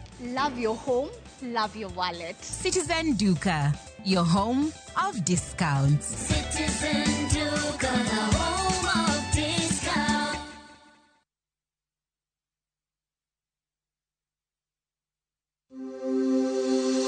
Female genital fistula kata FGF en tuo ma ikelo kod muoch ma oremo kuom kinde malach ahinya to kokawo okang' mapiyo mar manyo thieth ma nyalo kelo mol mar oko matin gi maduong' ma ok chung'. Kik ibed gi luoro. Fistula nyalo geng' kendo nyalo thiedhore. Mondo mi otiek magiduto, Royal Media Services, M-Pesa Foundation, Kachel kod Flying Doctors Society of Africa, sani kwayo mine ma odak kod tuo mar fistula, mondo wuog oko ne thieth manono mar fistula, mabiro timore tarik 6 dwe mar adek higa mar 2026, Jaramogi Oginga Odinga Teaching and Referral Hospital. Mondo ing'e mathoth, ywa tole namba 0722 205 084 kata 0733 004. Kanyakla waduokuru nyadhi gi geno ne mine ma odak kod fistula.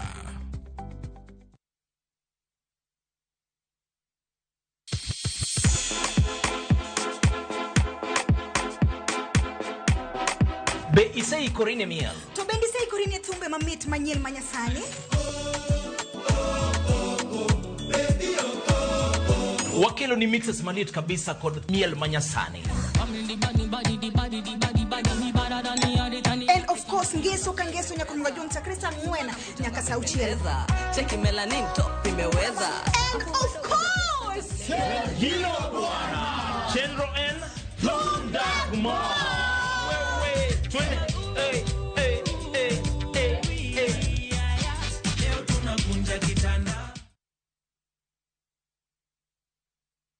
Marubani wametambua skies za shabiki, wana fly to the highest multipliers wakidondoka na big wins. Kwa majina naitwa Kennedy Aura, natokea Rwaka. Shabiki nimekuwa nikifuatilia but finally imejipa this time. Na ni somo moja tu pekee nikapata nusu milioni. Shabiki wamekuja at the right time for me. Nilikuwa na project home Shago nilikuwa najenga. Sasa hii kutoka hapa teke home. Manze usichoke. Time yako ikifika, mshindi next it can be you.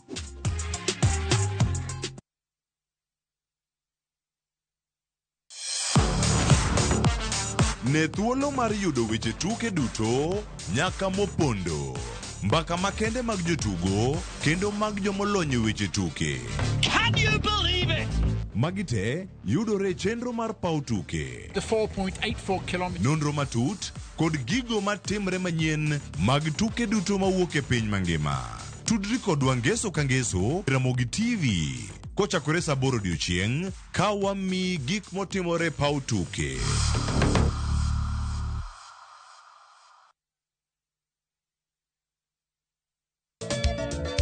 Machigni nyakoro manga jwange chenro mar ngoma owake. Wok ticha kelo ni mix bokwe. Kaito tichario. Reggae owake, yani tunaongea na Majar Rastafara. Alafu ticha dek nyakoro manga jwange akelo ni mana yani ngeni baka giwasani. Ticha Ngwena is kama nene, yani kitambo zama za kale. Alafu Friday, si unajua tu Friday tunafanya namna hii, nyakora magojong Friday and supu zo wake. Sapara kidaka paga beach nyaka sapaga Rio kod Ann PDG Papa Vic, yani ukipenda mzee kijana.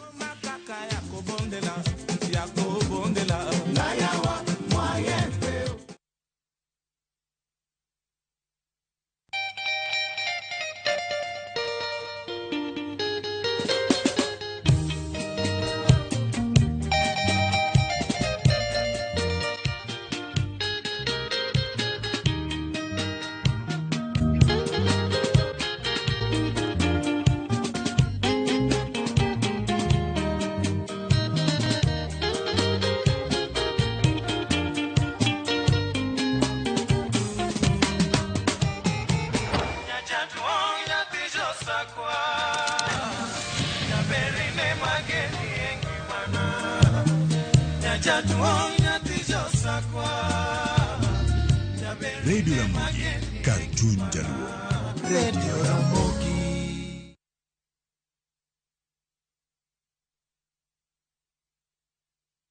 Nyakwa Ramogi, Kenya Eratiel. Raila has a space to say what Gima Jakom Dwawacho. The opposition, nothing like a Supreme Court. Oliet, Nyakwa Ramogi. Jumapil ka Jumapil. Ana chungo mama Ratil kadel war piny. Ka adwani wa discuss kaka Kenya dhi. Winj tuak mago Ratil piny. One was a opposition. One was a opposition 50 years. Mae ukiparka kele wich bar moro. UDA onge kama pose donje. Adwa ni penja bati. Koso donje kona mane. Sachiel gi nus otieno. Siasa mar piny Kenya en siasa koso dongruok. Ka ikelo ni kod George Bati. Kik bai.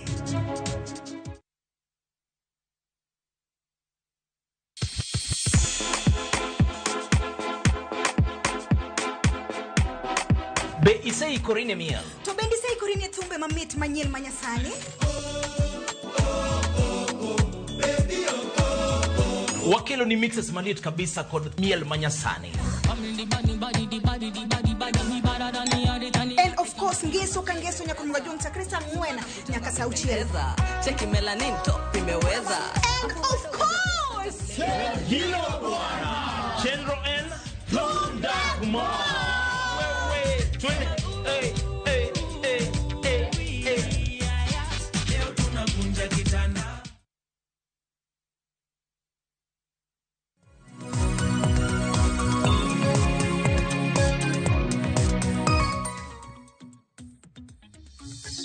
Horongo jonka moromoro mintiere dakika hoska da prare ko dangwen tok sa achiel mar ukinyi machiegni tok mar wechendo mar upenyinga Sharon Ongao chien tarik 8 nyaka horongo juanga mar dwe mar 3 higa ka higa piny ngima dhialo mine International World Women's Day koro miyo diche makawuonya korom gajwang in ngama miyo kamoro amora mintiere adhiali bedni itimo tich maduong tich matin bedni in gi tich ionge tich tin ngama miyo.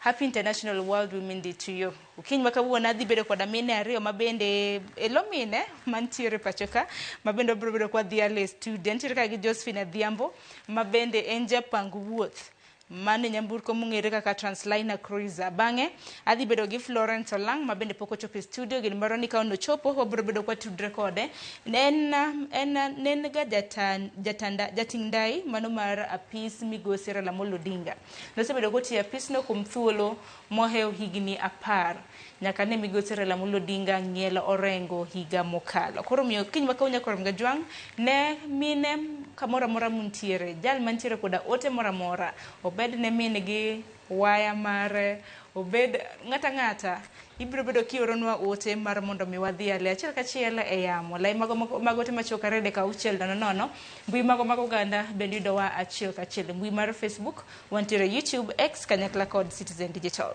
yena mar mondo mi arwak Josephine Adhiambo. Josephine arwak ni machiegni erokone nyakom chopo erokamano ahinya ne nyikorom ga jong maneni ukiny makawuono Josephine Adhiambo en ang'a wan nwanyiso gi mna ni in japang wuoth tigeni kopogre gi tiji intiere kamiae inyakure.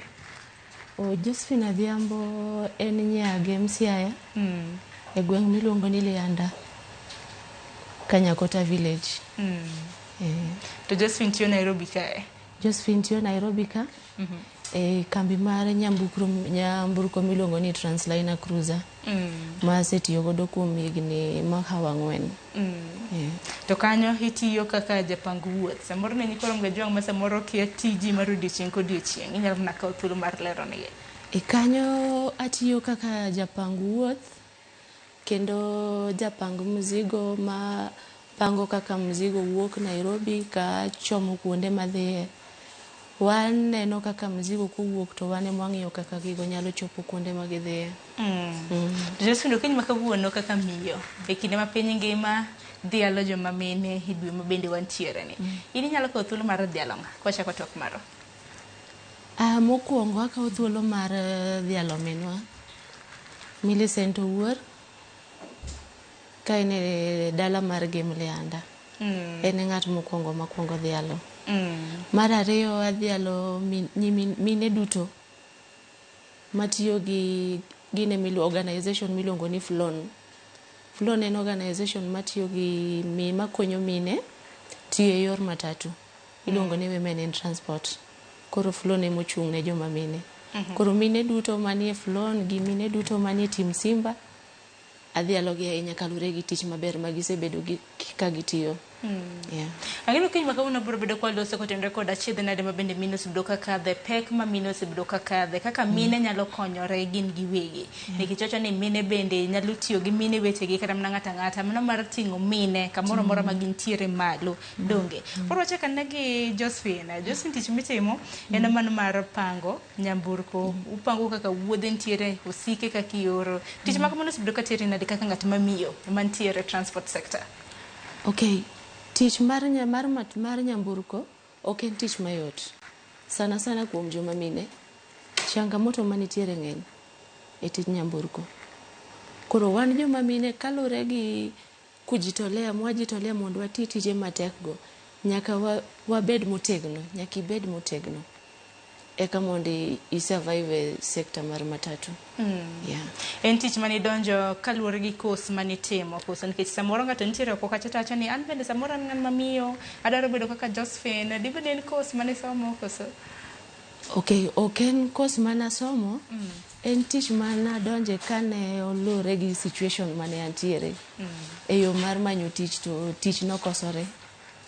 Koro kane adhi kanyo atemo to ayudo ka kanyo mana nafas nitiere. Emacho na bende wadonji ariura gi mine matiye matatu. Mondo anena kaka matatu dhi. Nikech kinde ka kinde sector mar matatu in as much as wacho ni tich en tich. To tich tek ni en decent makilo ni yuto. Nyalo gini time gi chekre ni duto. Nitiere tije ma samoro ng'ato nyalo neno ni ma en ber kata mana gi joma chuma, ber gi joma mine, kata mana kamano iwacho ni what a man can do, a woman can do better, donge. To koro tich ma kamae kani chake nyaka sani, akini gina achiedh nade mage misebedo kikadhe kit tije ni kama kaka ng'at mamiyo?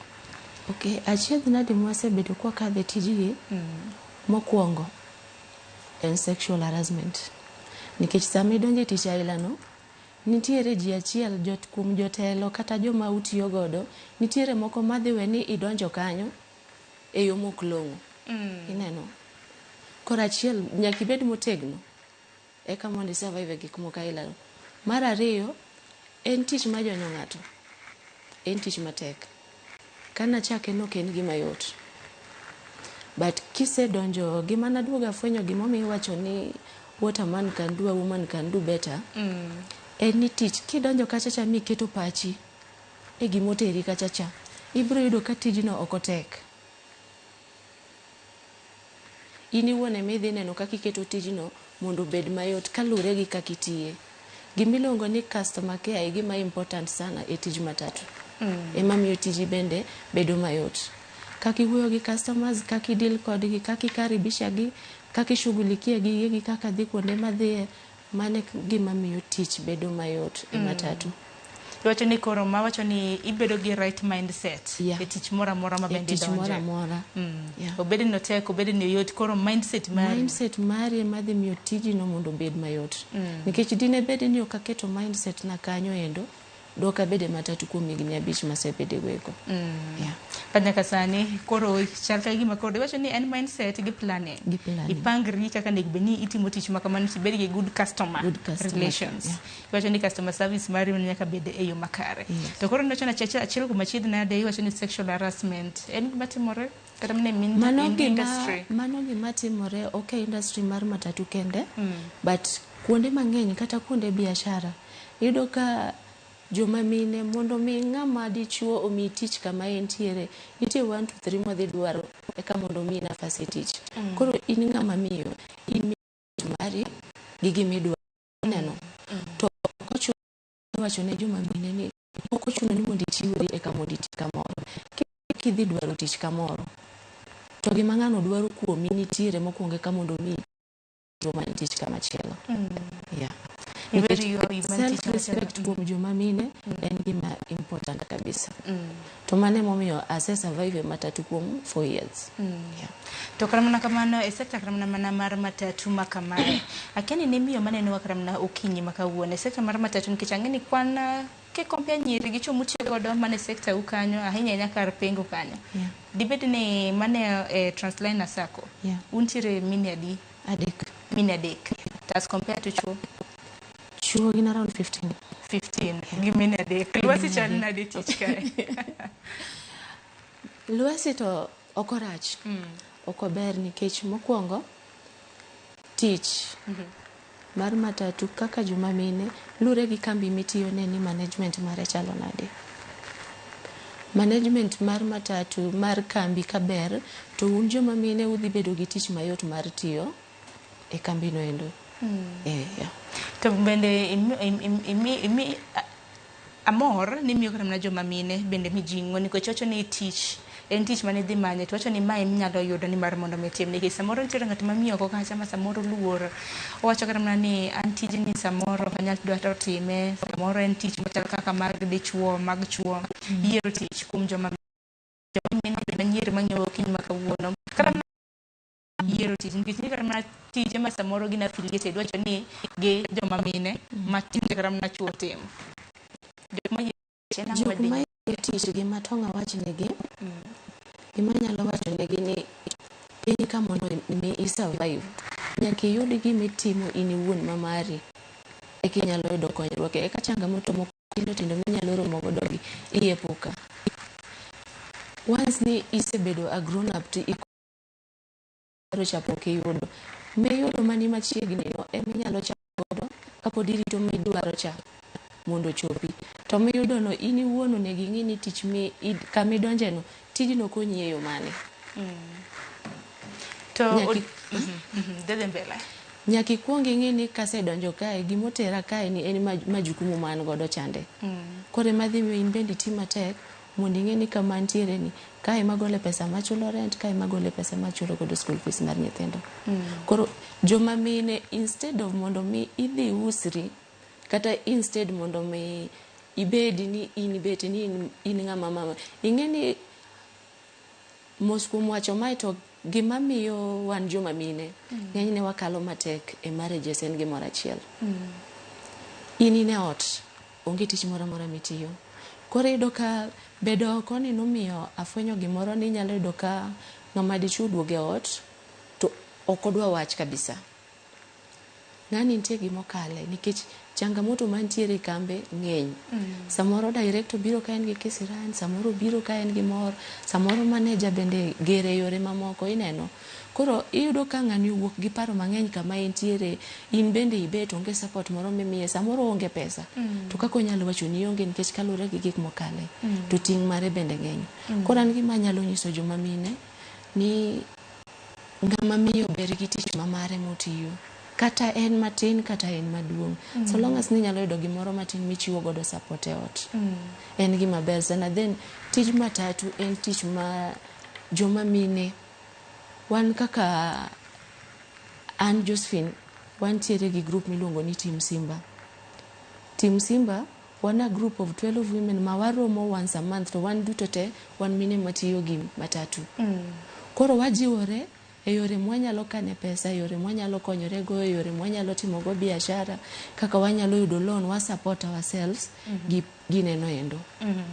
Ma agone Team Simba erokamano kuom gi kama gigola en kama bor. To Team Simba ni yudoru nade nikech ang'e ni nyalo bedo ni tie sako moro koso ere kaka yudoru e sakos mopogore opogore. Nitiere organization awacho ni agone erokamano miluongo ni FLON. FLON en organization ma ochung' ne mon matiyo gi matatu. Iluongo ni Women in Transport.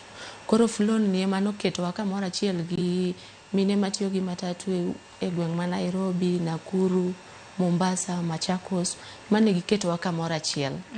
Kanyo mane wang'e ni tij matatu bende en tich maber manyalo golo ng'ato. Nikech wan joma mine mang'eny mane i matatu ng'eny gin single mothers. To gisebedo ka ne mine mang'eny manie matatu gin single mothers. Ng'eny mine manie matatu o kata matatu kende.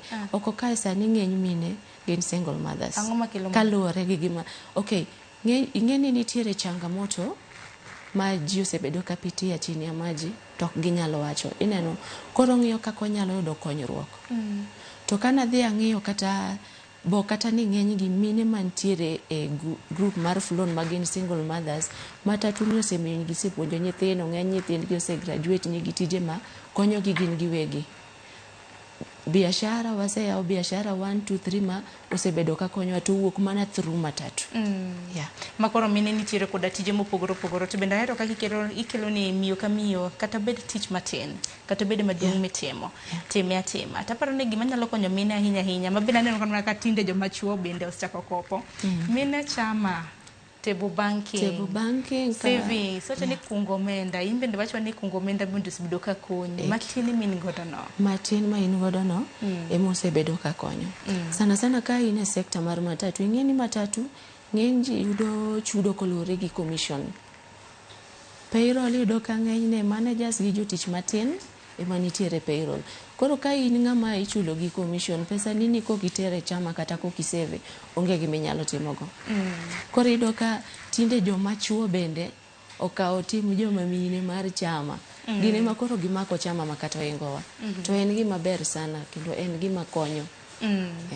Tekini ma piny ngima hingo odiochieng dhialo joma mine. Iwacho ni dhialo chieng' tarik 8 mano ma dwe mar 3.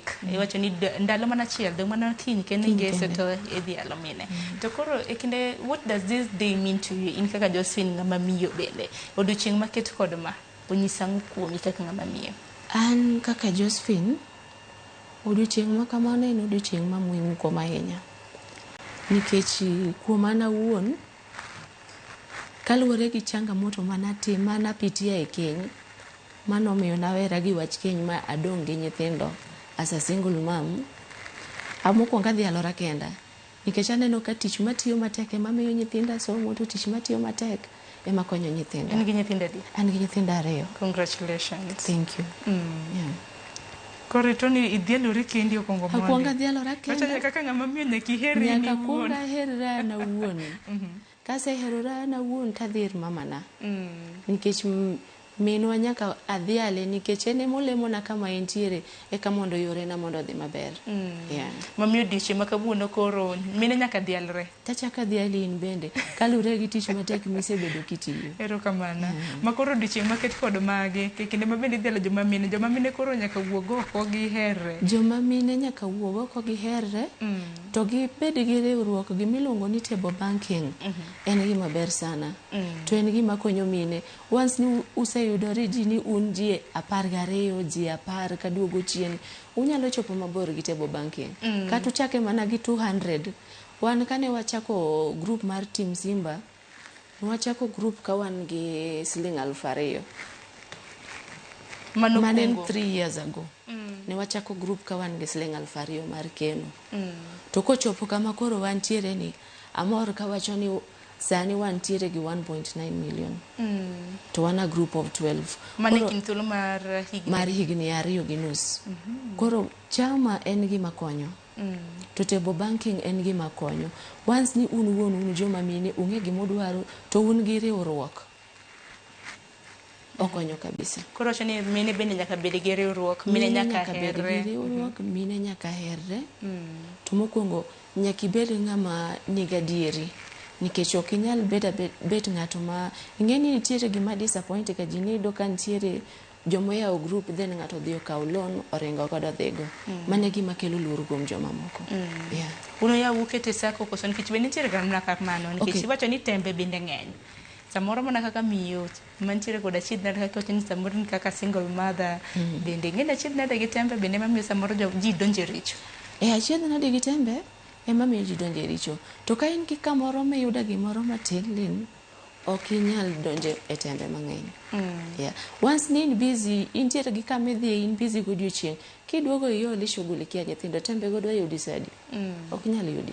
To koro ngima kaka single mother nikech ang'eni nitiere mine mang'iewo okinyi ma kawuono mabende osebedo kaka the chid nade mopogore opogore.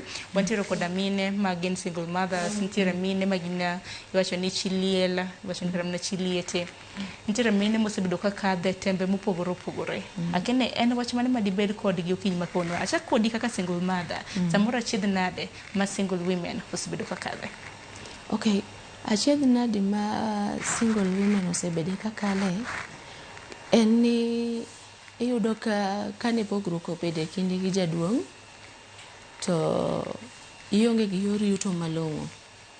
Koro ing'eni gino miyo ng'ama miyo bedo gi paro mang'eny, miyo donje gik mang'eny mondo oyud kako konyo nyithinde. Yeah. To mano ke gima joma mine onego bed ni timo kalure gi an awuon. Mano ke gima mine onego, mano ke solution kende ma joma mine nego.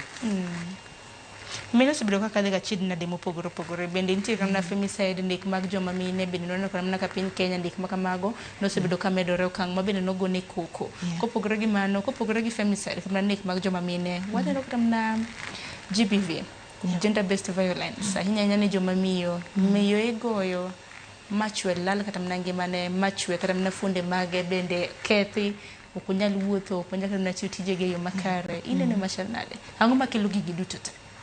Okay, mane gini winjo kanyisi ni ng'ama miyo ber gi tich mamare. Nikech ng'ama miyo sama in gi kamoro minyalo yude gimoro matin, ok inyal vumilia gocho gode. Sama ngineno kobedo ni matek kata ka ntiere gimi kale kuchacha, in free mar chako ngimani kendi kata ka in gi nyithindi kata ka nyithindo ni gi wuongi.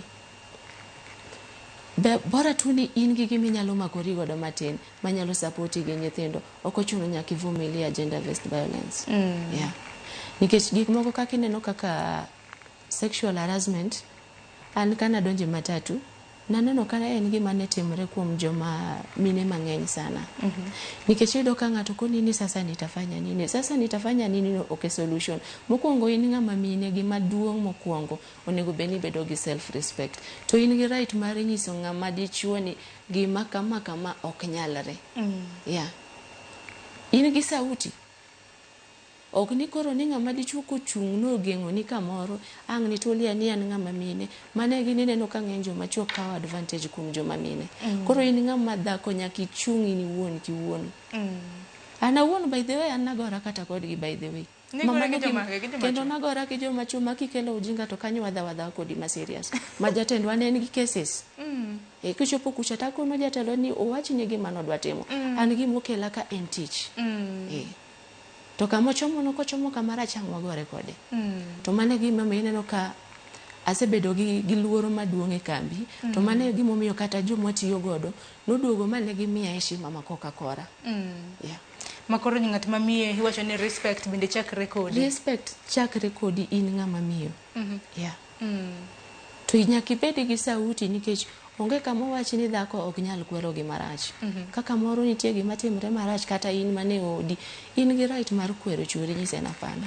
Gima timre kae ni ok en gima ber. To lwenje mag dhoudi kanyakla koda lwenje ni lwenje mag kit chwech GBV lwenje mag kit chwech mopogore ma bende osebedo kama naka joma mine iyudo ka thothne ng'ama miyo en ng'at ma jauruma. Wacho ni anan samoro an gi nyithindo to nyithindo gi bende nigi wuoro to wuoro ni samoro bende makelo na chid nade mako ni kod kocha koro ng'ato wacho ni anan ka nikech nyithindo. Mane gima notimore kuoma nikech nawacho ni okay anto kuoma wuon to ne onge goruok gang'o but ne nitiere changamoto matindo ineno but nawacho ni wabedi nikech nyithindo ineno to nochopo kama nabet piny mawacho na pana ok inyal bet nikech nyithindo to in wuon kichunyi kata in wuon tie gik ma hinyi. In gi right mar wuok gi nyithindigo mondo i start afresh. Nyithindo go wuon gi kadwa chiwo support it's okay onyalo chiwo support. Okonya chiwo support in ng'ama mine ti matek puonji nyithindi. Joma kaka tuseme for example joma chuo gi notho. Gionge gi joma konyo gi donge gi puonjo nyithindi kendgi. What about single mothers? Ang'o ma moni puonjo nyithindi kendi ka wuon gi onge? Takeni kaka ng'ama miyo kaka Josephine keni nene yo machal nada ang'o ma ng'at mamiyo kata mana gima joma mine nyalo timo maber mano mar kelo ber ne gin giwegi. Mokwongo en riwruok. Yeah. En riwruok gera. Joma mine waherre unu to wabed kamoro achiel kanyo mwanyalo yude konyruok to kanyo mwanyalo konyo nyithiwa. Yeah. Tudong samoro iwacho kama ni a woman's name is also another woman. Akiani ni wacho makamana di wacho nango. Ingeni ya a woman's enemy is ena woman pia lakini lure gigimu wacho kamurome.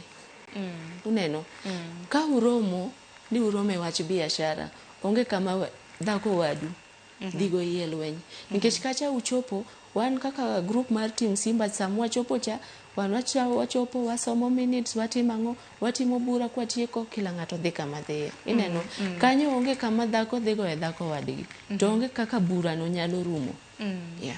En bura ma bende ji ting'ore malo. En bura ma ji osebedo ka ting'ore malo ma amor sana nikech kang'iyo kaka mine manigi nyithindo madongo ne nyithinda osepuonjo nyithindgi kalore gi riwruok mosebedo godo e Team Simba. Yeah. To kan mana Florence kaka miyo. Akini ng'ama inspire i miyo mane ma to wach ni inspire role model to wan mabiye bange nikech inspiration gibedo role model to pogore. Inspiration yudo kuom miyo mane to nang'o? Okay. To bende nyalo mana ka thuolo ni bende nyiso kata mana role model mari bende. Ana wuon. To ng'ama nomiyo I decide mondo abed ng'ama miyo machung' kaka kien motegno gi gik mamoko. Mokwongo ng'ama nyalo wacho ni en role model mara en Honorable Millie Odhiambo. Millie Odhiambo kane aneno ga gike kata kana afuatilia gik ma Millie Odhiambo timo, en dhako ma owacho gimong'e ni en adieri to chung' adieri to ok odew ni kanyo en kanye adieri mochung' godo. Yeah. Tiwacho ni bad girl. Bad girl. Bad girl emomiyo an bende naamua ni mondo abed bad girl mondo survive. Yeah. En koro inspiration mari koso bende en nyaka role model mari. En nyaka role model mara. Yeah. Koro you look up to her. Yeah. Mano kotende kod weche mag siasa koso chung' mare motegno. Chung' mare ok kata wach siasa, chung' mare motegno. To gi wuoyo mare en ng'ama kata kiwinjo ko wuoyo to gima wacho nyisi ni in ng'ama mine karabi in bende in gi right mari inyalo wuoyo mi wach gimoro ma ji winji gimi wacho. Yeah. To kara mana kamano nyakorom ga jwanga ng'eni aneno moko kuom ote ma bende wuoro ne mine ma bende udhialo aneno ka nitiere ote mopogore ka abiro bedo kasomo gi ekin thuolo manok.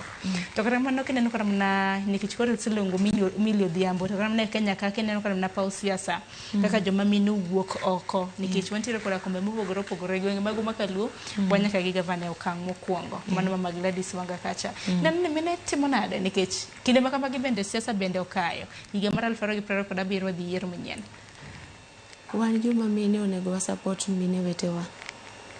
Nikech kama ochope ni wan bende wan gi ratiro mar chung'. To wanyalo ongoza. Yeah. To ne nyithindo manyiri ng'eni sama baloso kotende kod dhialo mine bende wantiere kod nyithindo manyiri ma they are looking up to us. Mano kaka joma koro wikege akoto no chini ko saniang to kaka mano hiko ne mbele malo joma nyiri nyithindo mantiere skul ki mamoko. Akeni en paro mane mabende dichiu ne mine madongo mamoko kuom gi wan bende wageto bedo kan mraka kagene mar mondo mi gibed nwa good example nikech ngene gine maka gichung' gi ngirore yo motegno miyo an bende teko gi mijingo. Okay, ing'eni chung' mar nyathino miyo mokwongo chakre kuom janyuol. Kalure gi kaka iraise nyathini kowuok piny. Luorno ema nyathino dhi bedo godo nyaka bed nyathi maduong'. E piny kae nyithindo manyiri wang'eyo ni nitiere stage moro ma kochopo to kwadwar ga winjo wach wang'e ni wiye watek ga kuonde moko. To parenting mari ema dhi miyo nyathini donge yo maber. To nyathi ok riege gocho, nyathi ok riege ang'o, nyathi ireyo gi discussion. Ini wuon ikete piny iwuoyo kode ipuonje achiel ariyo adek. To bende paro ni Josephine nikech wacho ni kata mana kan wadongo intiere gi ng'at mamiye ngimani ma bende samoro na guide puonji lessons tema hitema. Bende paro ni en wach ma mine ma pod timo nyaka sani wan kaka mine matindo madongo pod watimo pod opuonjo nyiwa kanyakla kod nyiri mar beda good example to the set. Mane gimo nego watime mokwongo kalure gi kaka niketo wa piny gi jonyuolwa iwuoyo kodwa mane gimo nego watimo mokwongo wan joma mine matindo. Nikech nyithindo masani gin nyithindo matijgi tek sana, Gen Z gin nyithindo matijgi tek kabisa.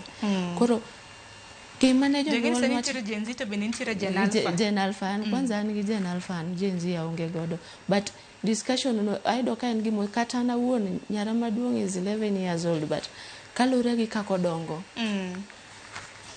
Anyalo mana lamo ne Nyasaye obed kama no nyako bed nyathi maduong nikech nyathi kalure gi kaki guide from tin mare. kaka nyathino biro bet kodi nyako bed maduong'.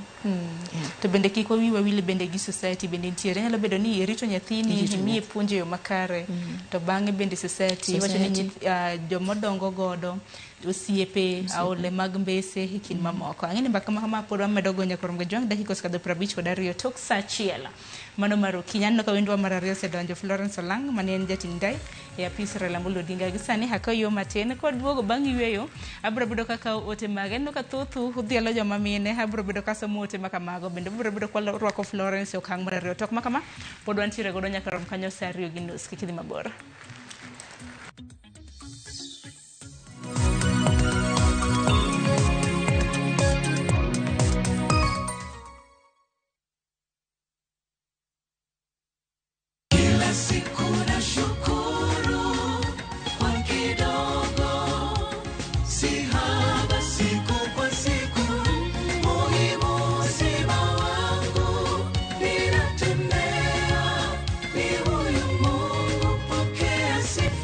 Kuweka wimbo huu kama skiza, bonyeza *811 *343 hash.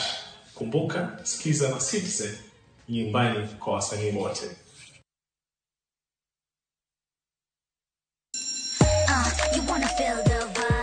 Ngeso ka ngeso, wakelo ni gik mamit makelo mor. E rogo mar nyithindo kae, wakelo ni talanta. Loso gi lwedo, wapuonji tedo be. Gi moko mamit.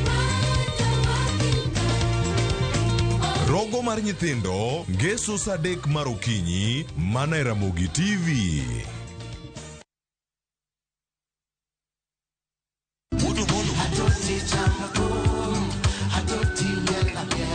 Woktich ka woktich wakelo ni duon ya wotonagi.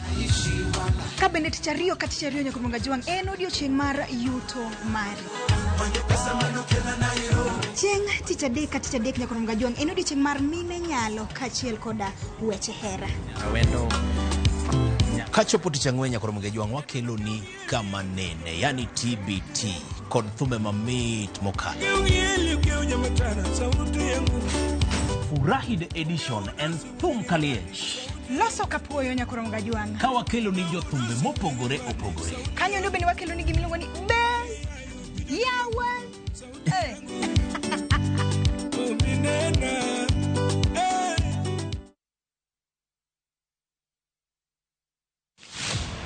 E chuny weche duto, rawere nigi duola, paro kaachiel kod chia. Wajo Kenya wate but wan gi cultural background gi kuma wae gi homes wa. Ma e thor wach tich abich ka tich abich. Wayao pap ne rawere mar winjo duondgi, mar winjo pachgi, gigo magido chunygi to kod lek magin godo. So vijendo wuon gine ma oningo gichak mobilize themselves, gi support each other, one another, mondo koro giyud kaka koro gin wa negotiate mbele kacha. E weche mag somo, ngimagi, tije, to kata mago mag ringre. Gichomo kanye. Sani koro nyaka jogo lok pachgi mondo ging'e ni wadwa tiyo ne jopiny. Kochakore saa 4 okinyi nyaka saa 7. An Joyce Oduor, ane jamadar mar yie jomatindo. Kik bai.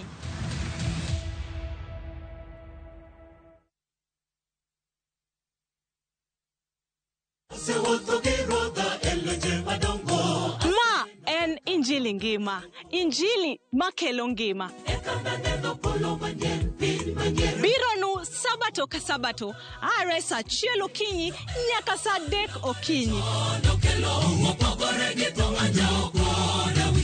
Wadhi kelo nu chenro mamit ahinya. Jok manoko somo lesson, wadhi bet gi lesson mar juma. To Nyasaye dwaro ni seche duto kata piny obedo matek machal nade, to challenges ma waromo godo kik golwa kuom Kristo. Wadhi bet gi children's sermon ma wadendo ni lulu mag Yesu. To noting'o ligangla mondo hikre ne kedo. Be iikori ne winjo wach Nyasaye. Ne thuon wach mwadwa wuoye en ni mwandu kik teri mabor gi Nyasaye. Wakelo jower mopogore opogore makelo nwa injili makelo ngima. Okidwa koso injili ngima Kitayou kod an Lorena Chieng. Happy Sabbath.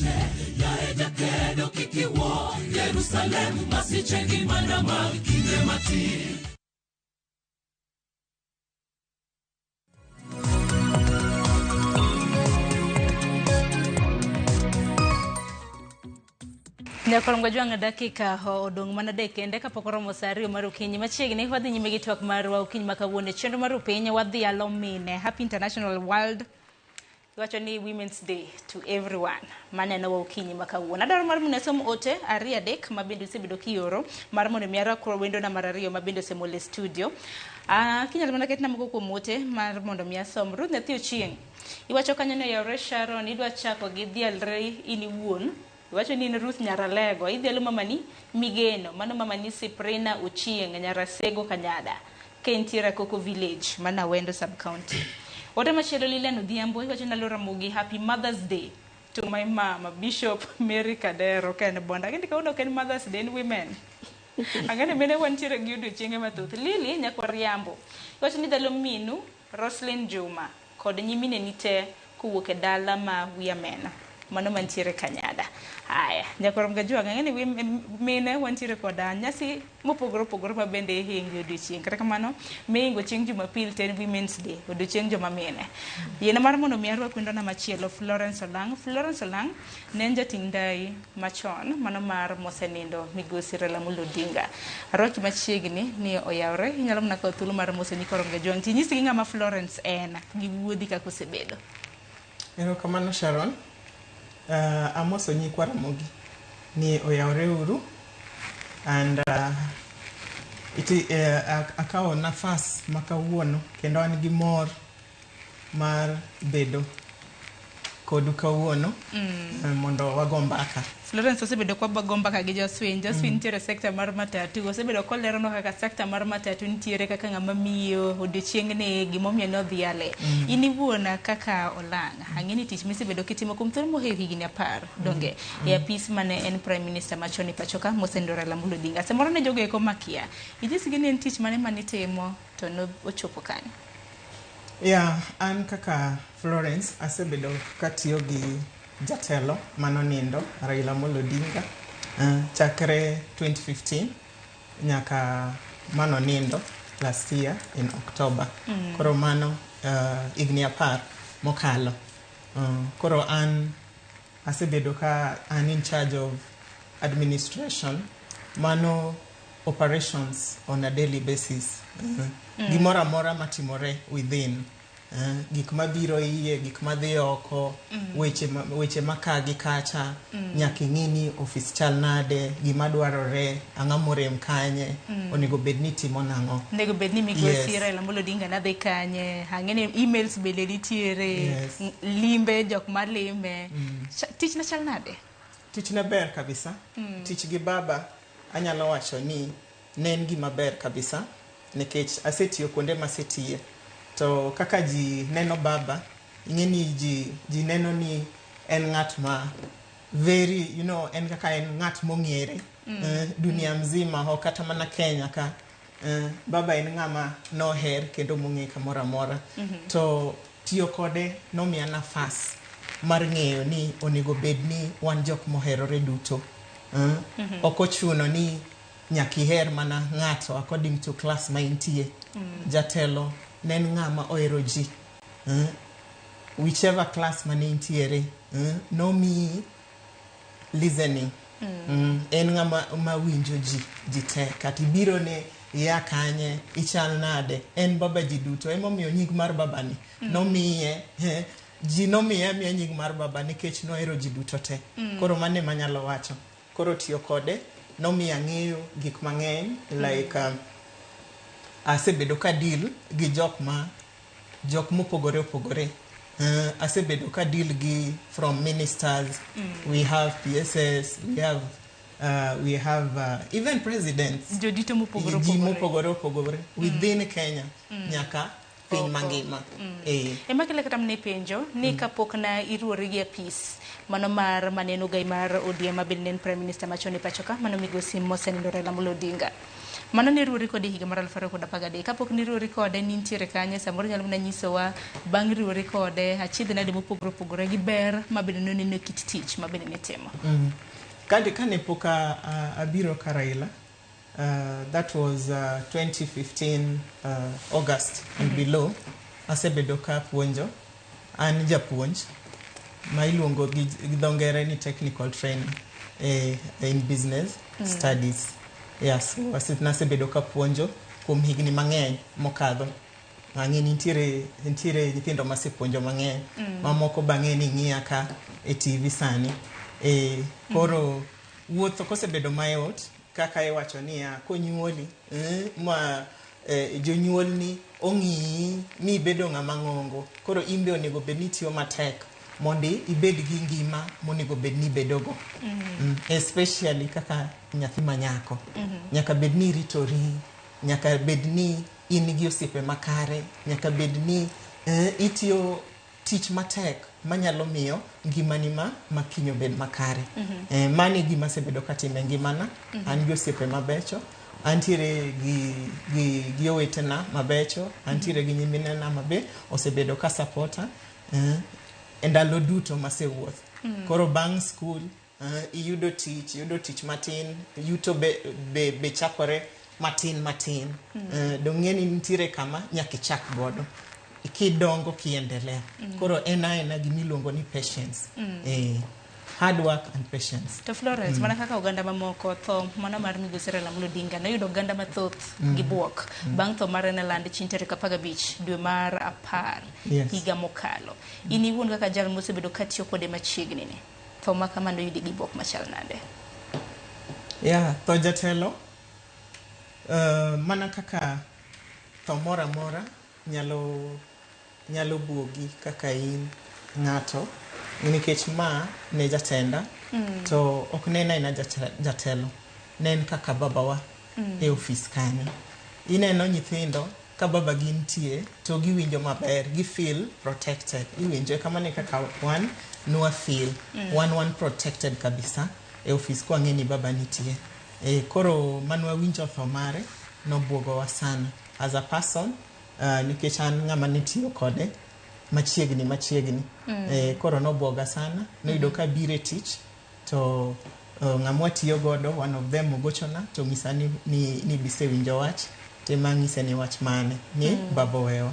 Koro kamane kaka nawinje to nok yot kana receive, ne news mobuoga sana, lakini nosetimore, Nyasaye nohere to nwayie gi gimosetimore, nikech Nyasaye mochiwowa to nyako kawa. Kan waketo kora mana posters e mbui magwa, ng'e nasego mbaka gi Josephine ahinya, momiyo ne awe Josephine matin nyaka rom ga jwang' mar mondo mi abilo wach kod ma Josephine oni ng'wono dong' mano wasebile be ahinya donge mondo mi wados gi Florence, nikech kono keto kora mana post e mbui ng'ato nowacho na penji ni Florence dong' nutiyo Upper Hill, mana apisa hogai mar ODM ne nitiere Upper Hill. Koro nyaka sani apis ma kamano chal nade, in iwuon sani itimo ang'o? Pod wani administration, ing'eni jatelo ne ok en gi ofis achiel, ne en gi ofis mopogore kendo jotich nong'eny godo. And kata ka nwatiyo gi jatelo ma Raila, kata kosenindo, ng'eni nitiere gi one under public service, koro wasebedo kwa deal gi government agencies mopogore. Koro tich tok ng'eny sani, tich tin matin, lakini wamedo dhi mbele, wang'eni Nyasaye ong'eyo kumoterowa. Wadhi aliudo chieng' makawuono in kanyakla kod Josephine Kuntiere studio. To Women's Day ni mina, what does it mean to you in kanina kaka ng'ama miyo? Women's Day kaka ng'ama miyo en a day monego bed ni wa celebrate, wa recognize achievers, women achievers. Mon tiyo mateko koka, watiyo mateko koka. In gi nyithindo koni, jaodi beriti koni, nyithindu ng'i koni, piny be ng'i koni. Koro onego bed ni wakaw odiochieng' ma wa recognize jok ma mine, mondo wang'e ni mine emomako piny ka. Without mine to kata chuo ok nyal timo gimoro, nikech one a backbone of everything. wani wacho ni wane watelo mbele to iluwowa. Koro momi ineno ni ing'isi ni kaka in dhako e ot nyaki bed ng'ama kare. Kineno ot ma nyithindo dhi ratiro to ng'e ni mano ot ma miyo be en jaratiro. Iwinjo ga ka nyathi odhi maber ti ipake ga ni otimo wuon gi pake mana ne otimo mana maber kaka an, lakini ka gik moko dhi marach wacho ni minu nokopuonji maber. Ang'o miyo yes, koro teko ma miyo ni godo en teko ma waka Nyasaye. En teko ma very powerful. Yes. Ekima piny ngima dhialo joma mine Josephine, samo koro mana ka piny nyalo penje kinde ma koro idhialo women, joma mine piny ngima. One word iwacho ni to define a woman. To define koro kikawacho ni woman, define yourself in one word. Angeni Florence be bro bedo ka karam nanyi kwa Ramogi Ajwang. One word minyalo define yourself and man. Okanyal kata define myself nikech kalure kaka mine tiyo teko ko kar kae. Nyaka wapak mine te. Nyaka wapak gite. To nyaka wapuo mine te nikech tich mwatiyo ken tich mayot. Adier. Nikech in ng'ama mido ka samoro iwuok idhi tich kichak iduogo nitie moriti ot ka. Koro tich ma joma mine tiyo. Nyaka wapuo mine te. To nyaka wang'e ni wan joma mine. Wan jok ma Nyasaye ohero molo kata gimoro amora. Wa joma mine wan joma Nyasaye ohero. An kinyalo penja one word to define a woman. Anyalo kara mnacho ni irreplaceable. Nikech ng'ama miyo kara mna kakare.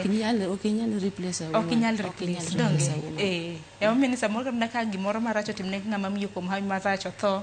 No ken familia ma okoriyo kaka nego benore. Kosa kinde ne yo machal na de Florence kama ng'ama miyo. En true. Ng'ama miyo en ng'ama mako kamora mora. Kore ni momiyo mana kaki wacho no. Ka weche odhi maber en mana en ng'ama miyo. To ang'eno chumi bende rach to kaka piny Kenya medo dhi wacho kamna ne piny mangima nitiere paka mopogore opogore ma joma chuo joma mine bende nyalo yudo. Achiel nade mopogore opogore ma joma mine osebedo ka kadhe. Lakini Florence ka ng'ama miyo ng'ama osebedo ka tiyo e public sector. Achiel nade ma joma mine osebedo ka kadhe. Ahinya mani public sector ngeni kata mna office mitiye nitie kata mna joma mine muntiere godo ili wuoni nitiere ga chidnade mopogore opogore ma bende sebedo kaka dhi office nyalo choni gina chidnade kaka mage to en ang'o ma mimi jingo pile ka pile. Achidnade nyaka bedi kwanza kaka joma mine gima aseneno katimre sana an kama tiye wasebedo ka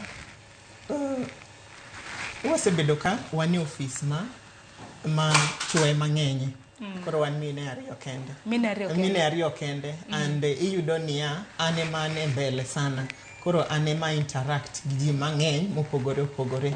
Koro gima nyaki ibedi ni ing'e ni idil gi ji. To idil gi ji mopogore opogore. Tie jok ma maybe jok ma kitgi ok becho. Tie jok ma kitgi becho. Koro nyaki ibedi gi accommodative heart. Mondi listen to ngata mobiro. Koro one thing mase realize ni ntiere gimoro miluongo niya gender discrimination. Gender discrimination ntie jok ma look down upon a woman. Ing'isi ni in Sharon in ka gineni e desk kanyo gineni anena kaka Sharon. To gikiani behind Sharon ni there's something powerful. And without this Sharon gik moko ok nyal move. Because everybody depends on you. And apart from jatelo monindo ntiere jotendo ga matindo ging'eny gin chuo. To ng'eni ngata depends on you. Gidwaro gitije gi notim kama ng'ato ma agent. Koro nyaka ing'i ni itimo tich mar ngata to kichwanyo ngata by the end of the day. Ineno. Koro nyaka ibed gi what is called tolerant ability to tolerate kila mtu. Koro gimose konya en luor gi. Kama gintie ng'ato komi tich tine kaka dwaro kendo luore in e office ma intiere no. To make sure ni meet deadlines. Deadlines very important. Mano jatenda noero sana. Kako mi tich tiye kako dwaro no to meet deadlines. Submit it at the right time. To okibi bedo gi shida. Koro gender discrimination and something mine all over, and I think it's both in private and public sector. En kamora mora. Kendo gender discrimination kara mwana just finacho ni kamuti wacho ni na uninyiri adek against 15 chuo. To kara mwana kinyo kara mwana gender discrimination wacho ni tije moko masamoro ngama mie ng'ani ino kinyal. Kara mwana pokote mito ino kinyal. Akene gine no kaka wika gender ko sanango mose bedo kati more. Koso joma miyo wanema oko wuogo ko kacha mar chuore. Komi watije be watiyo gi yo makare. Ini won Florence angeni position mintiere en marotelo. Tetendo joma mine ka keni di wachang. Angeni sio mopogoro sebedo ka minje kintolo mosekalo. Ingene ya intire gimoro maji mistake. Kata mu mangiso ania miyo nyakibolri. Eka jaodi onego heri. Bolruok no ema wango kaka women. To ni koro kwa bolore to ng'ato kawe ni koro maybe yom ni okinyal gimoro. Honi ni anena kanyo Sharon. Iwinjo. To kia ni ya inga modhi sikul kaka maybe gimbe gisomo. Samoro maybe isomo moleyo kata ng'ato. To nikech ibolori I accept mondi tolerate all situations, mondi tolerate everybody because the job requires you to do that. Koro mane mistake maji, the perception is different from what is supposed to be there. Yeah. Nikijano kata bende record. Wantiri wote matota no katota Uganda bine nene chenro makamachao kashele wa mbui mago Uganda. Ntire Juma Juang mondi kikanyo gidulie. Chinende kani as we celebrate International Women's Day, we proudly appreciate and respect the important role women play in our families and society. Imedo ni empowering women is necessary and should always be encouraged. Imedo kanyo ni however, empowerment should not mean abandoning our cultural values or weakening the institution of family in African traditions, especially within the Luo community. Koro mane secha ko chuo soko wanga joma mene mantiere kaluo. Akene nenade nikechangi na penya de kagi malony. Culture benda kene nikech koro bende tinde ji bende interact gi ji mopogoro pogore. Ibede culture bende kalal. Yeah. Dikalal, eni kimesero. Culture dikalal. Nikech tie gik moko machon mane ji luwo to sani kata king'iyo gi nitiere pogruok e kind chike mane nitiere chon gi chike mantiere kaka mage Josephine. Okay, akiana nyalo lero nigo nang'o. Nikech aparo ni kata king'iyo chike mane nitiere korka Luo, iyudo ka in kaka in miyo ama in dichuo ma jaluo idhi kawo nyaka machielo ikelo kanyo. Chike makor gi kochacha opogore gi chike makor ukoni. Koro yudo ka nitiere gik ma Luo dhi bedo matek. Yeah. Lakini nene yo machal nade nikech bendo medo kanyo ni as you celebrate women today, let empowerment also strengthen families, respect culture and encouragement to women. Wacho ni mine gi joma chuo bende to build together, not apart. Wacho ni empowerment should unite homes, not break them. Kori iwacho ni upbringing, I'll take it from there. Upbringing matters a lot. You know, we worry about culture erosion because we are also growing up to a modern world. No kaka kama wasichope sani. Okay, ne kama ni wantie maybe 5 years ago. No kata nyithindo monyuol sani. Gin nyithindo mawigi opogore gi nyithindo machon. But all in all, iwacho ni ya kaka ibedo brought up by jonyuol ni matters a lot. Ntiere basic foundations mimi monego bedni ki grow up ting'eyo ni onego bedni you don't do away with them. Don't run away from them. So kwa mako our cultural foundations or family foundations, ntiere cultures moko mabe they are not in for any good. You are seeing their cultures you cannot follow depending on maybe they're just gik moko mantie kanyo to makata be Nyasaye oko support gi and all that. Yeah, you know, like many things which have been going around. Maybe I may not mention some, but we have known what people are going through. Like now, as a woman, samoro iteri for early marriage. Early marriage, yes, FGM, yes, and all that. It means ni ibedo forced itimo gima ini wono kidwar. But idwa time to please the culture, to please the people. What about your interest as Sharon? Koro jaka jingenia interest na as a woman matters a lot.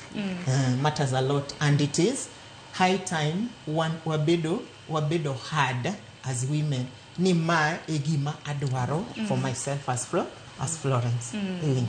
Koro ntiere families must accept that, but ntiere some families cannot accept that.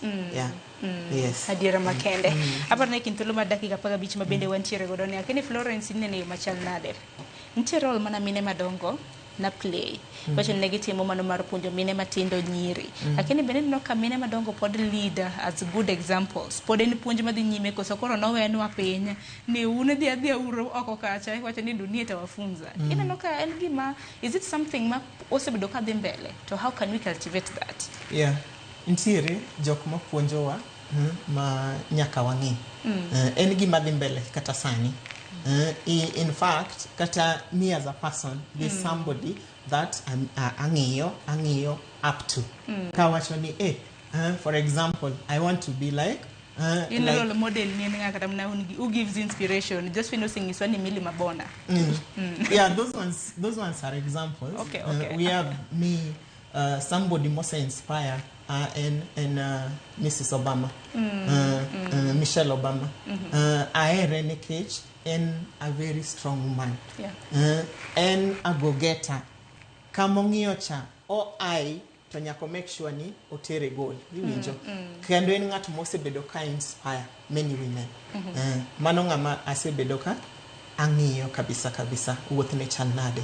Kendo wacha dieri. When it is there, she says it. Yeah. Koro mine podintie kata Kenya kata and beyond. Their role is to make sure that they nurture young women to be successful. And I'm one of them. I've nurtured. I nurture. I say punjoji mange. Yes. And I still a punjogi. Apparently, mijinge yudoka nyema no mara punjogi. Is this something mitemo willingly? Because it make aluorage samoro huruma masamoro ntire godo. Not really. Okanyal wacho ni en huruma, en passion. Gimonyuol go ng'ato. Ineno ka onyuoli ni in ijachiwo. Iwinjo. Sio kila mtu en jachiwo. To an chiwo pok ma Nyasaye nomiya en mar hero joma mon sana jok matindo mondo I cultivate them to grow into what? Into reasonable women. Manyalo take care of themselves tomorrow. Ero kama na inya. Tabende thoru wachma higani nyakoro mgajwangi kine mabende hidhialo International Women's Day. Mando ching Jumapili. Chintere kaboro mano mara dwe mabende wantiere. Nani noka theme. Thoru wachma rage give to gain. Give to gain chagidhuli wachani chiu monde yode. Ine no theme neyo manade. Reka ngamio nyalo chiwo to yodo. Give to gain. Josephine. Okay, ingeni kuom ngama dhano ma Nyasaye ochwenyo gi chuny maler. Okonego bed ni give to gain. Kechini okonego bed ni ng'iyo ne ng'ato mani matek, ng'ato ka ni matek okonego bed ni konye mondo ibi chake yod gi machielo. Ikonyo kalure gi chunyi. Tikonyo kalure gi uwezo mari. Ero kama na yenye wewe akikanya wacha ni mana machiwa kakeni Florence nene manade give to gain. What does it mean? Toru wach makama.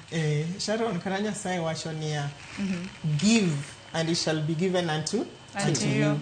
Ko kichiu to ere kaka ibro yudo. Iwinjo. Ere kaka ibro yudo. Okinyal beda piny Sharon niya ini chiyo gokinyi ibet piny pesa bro biro. No.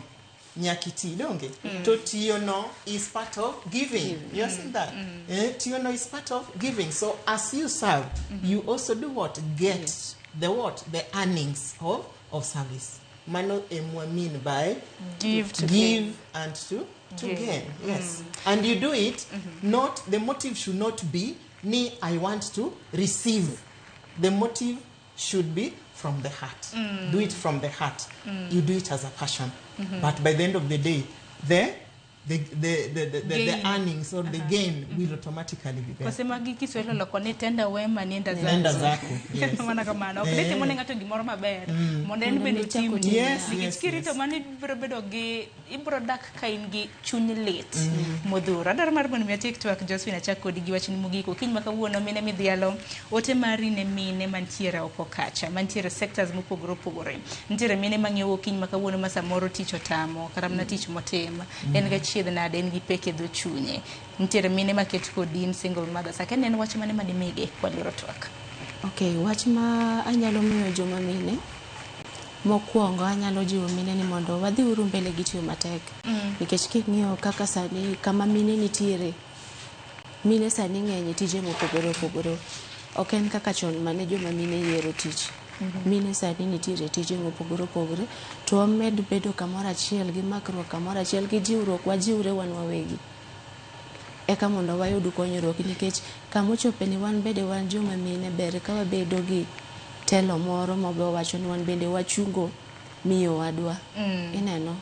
Koro riwruok gi tich matek to kuom mine ma onge gi tich matiyo an gima nyalo wacho negi ni ng'ato chako ga from scratch. Matin minyalo yudo minyalo chako godo kineno ka in matek ma ok inyalo yudo inyalo manyo connection kuom ng'ama chielo. Ok ochuno ni nyaka ibedi tinyori. Inyalo manyo connection ka ng'ato nyalo konyi kama chielo kana fast yudore oketi kanyo mondo be yud yor konyruok. Ero kama na ina bendwa ikore ni yiero mar higa mar 2027 to kidhi karam na mine mondo wuog oko nikech aneno mana ka chuo kende ma wuok oko ka wacho ni gidwa bedo jatend piny higa mar 2027 koso nitiere miyo mosibuok kata pok awinjo ya. In isewinjo. Karam na laro kombe mopogore opogore kopogore kan na gi kom moket kitenge ne joma mine mano woman rep bende nitiere kombe mopogore opogore bende dong mine bende wanyalo wuok oko mar laro gi joma chuo. Wan joma mine ang' chun mondo koro wabende wawuog oko.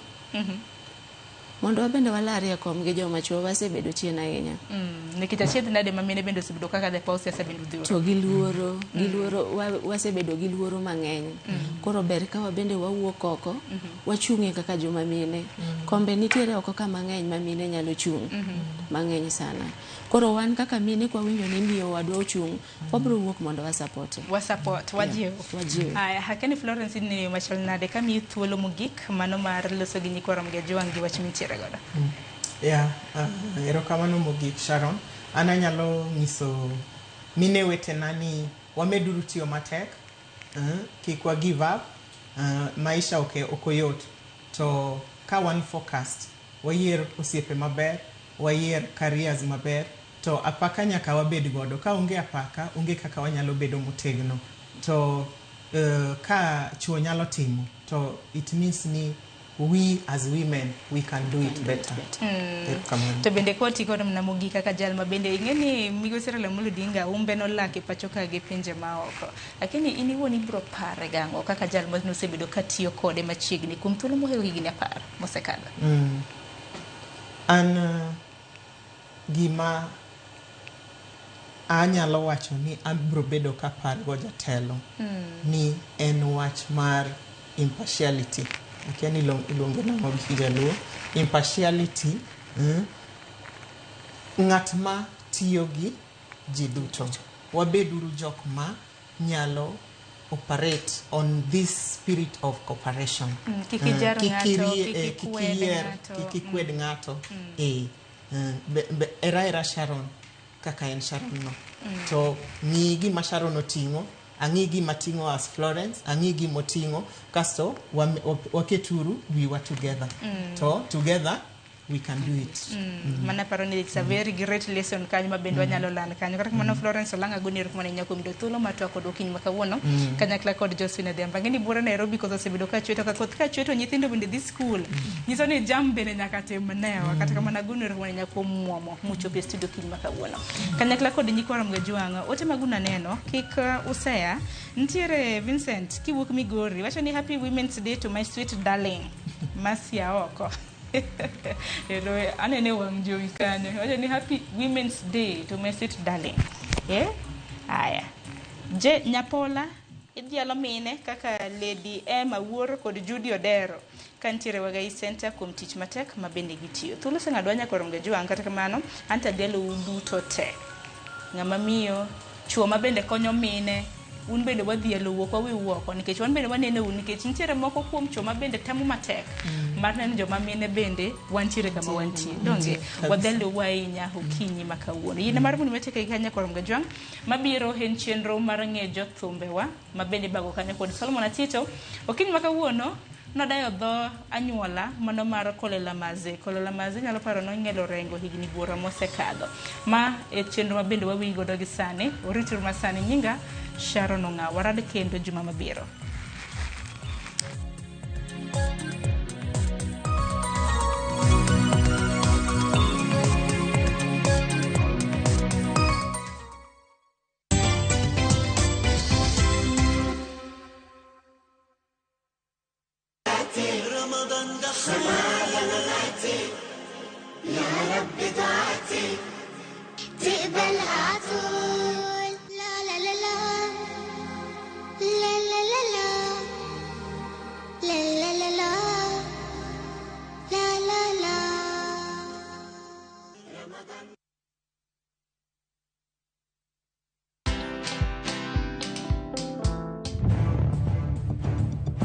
Mimi najua mtu nimesafa naye ni mmoja and it's my mom. Hata mzee ametokea ati yeye kuja ni kutrain. Sijaona, mimi bado niko tu hapa kwa dimanga zangu. Hizo mbavu zako, hizo mbavu zako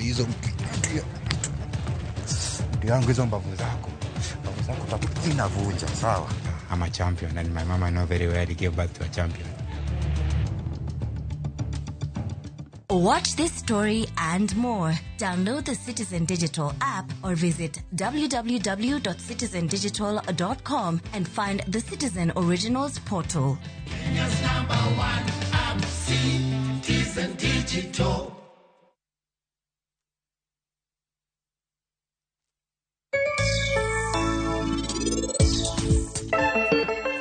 Penj laktar ko kalera Mugi TV kawa wacho ni ngima en mwandu. Nyinge Ruth Otieno. Odi chal maini winjaga winjapokine na maber. Dong binge maber adier. Kiateka natero ga ngwech malich. Kata sani kagone mna sim dakoma.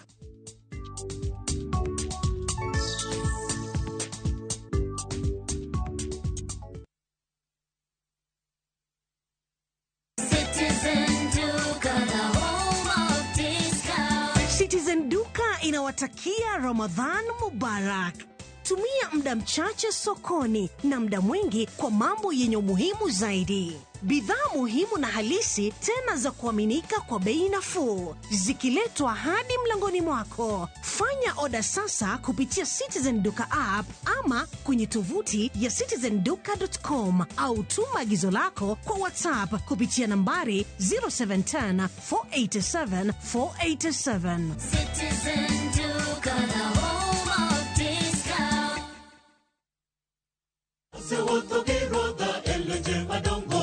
Ma en injili ngima. Injili makelo ngima. Bironu sabato ka sabato. Are sa chielo kinyi nyaka sa dek okinyi. Wadhi kelo nu chenro mamit ahinya. Jok manoko somo lesson wadhi bet gi lesson mar juma. To Nyasaye dwaro ni seche duto kata piny obedo matek machal nade to challenges moro mogodo kik golwa kuom Kristo. Wadhi bet gi children's sermon ma wadendo ni Lulu mag Yesu. To noting'o ligangla mondo hikre ne kedo. Be ikori ne winjo wach Nyasaye. Ne thuon wach mwadwa wuoye en ni mwandu kik teri mabor gi Nyasaye. Wakelo jower mopogore opogore makelo nwa injili makelo ngima.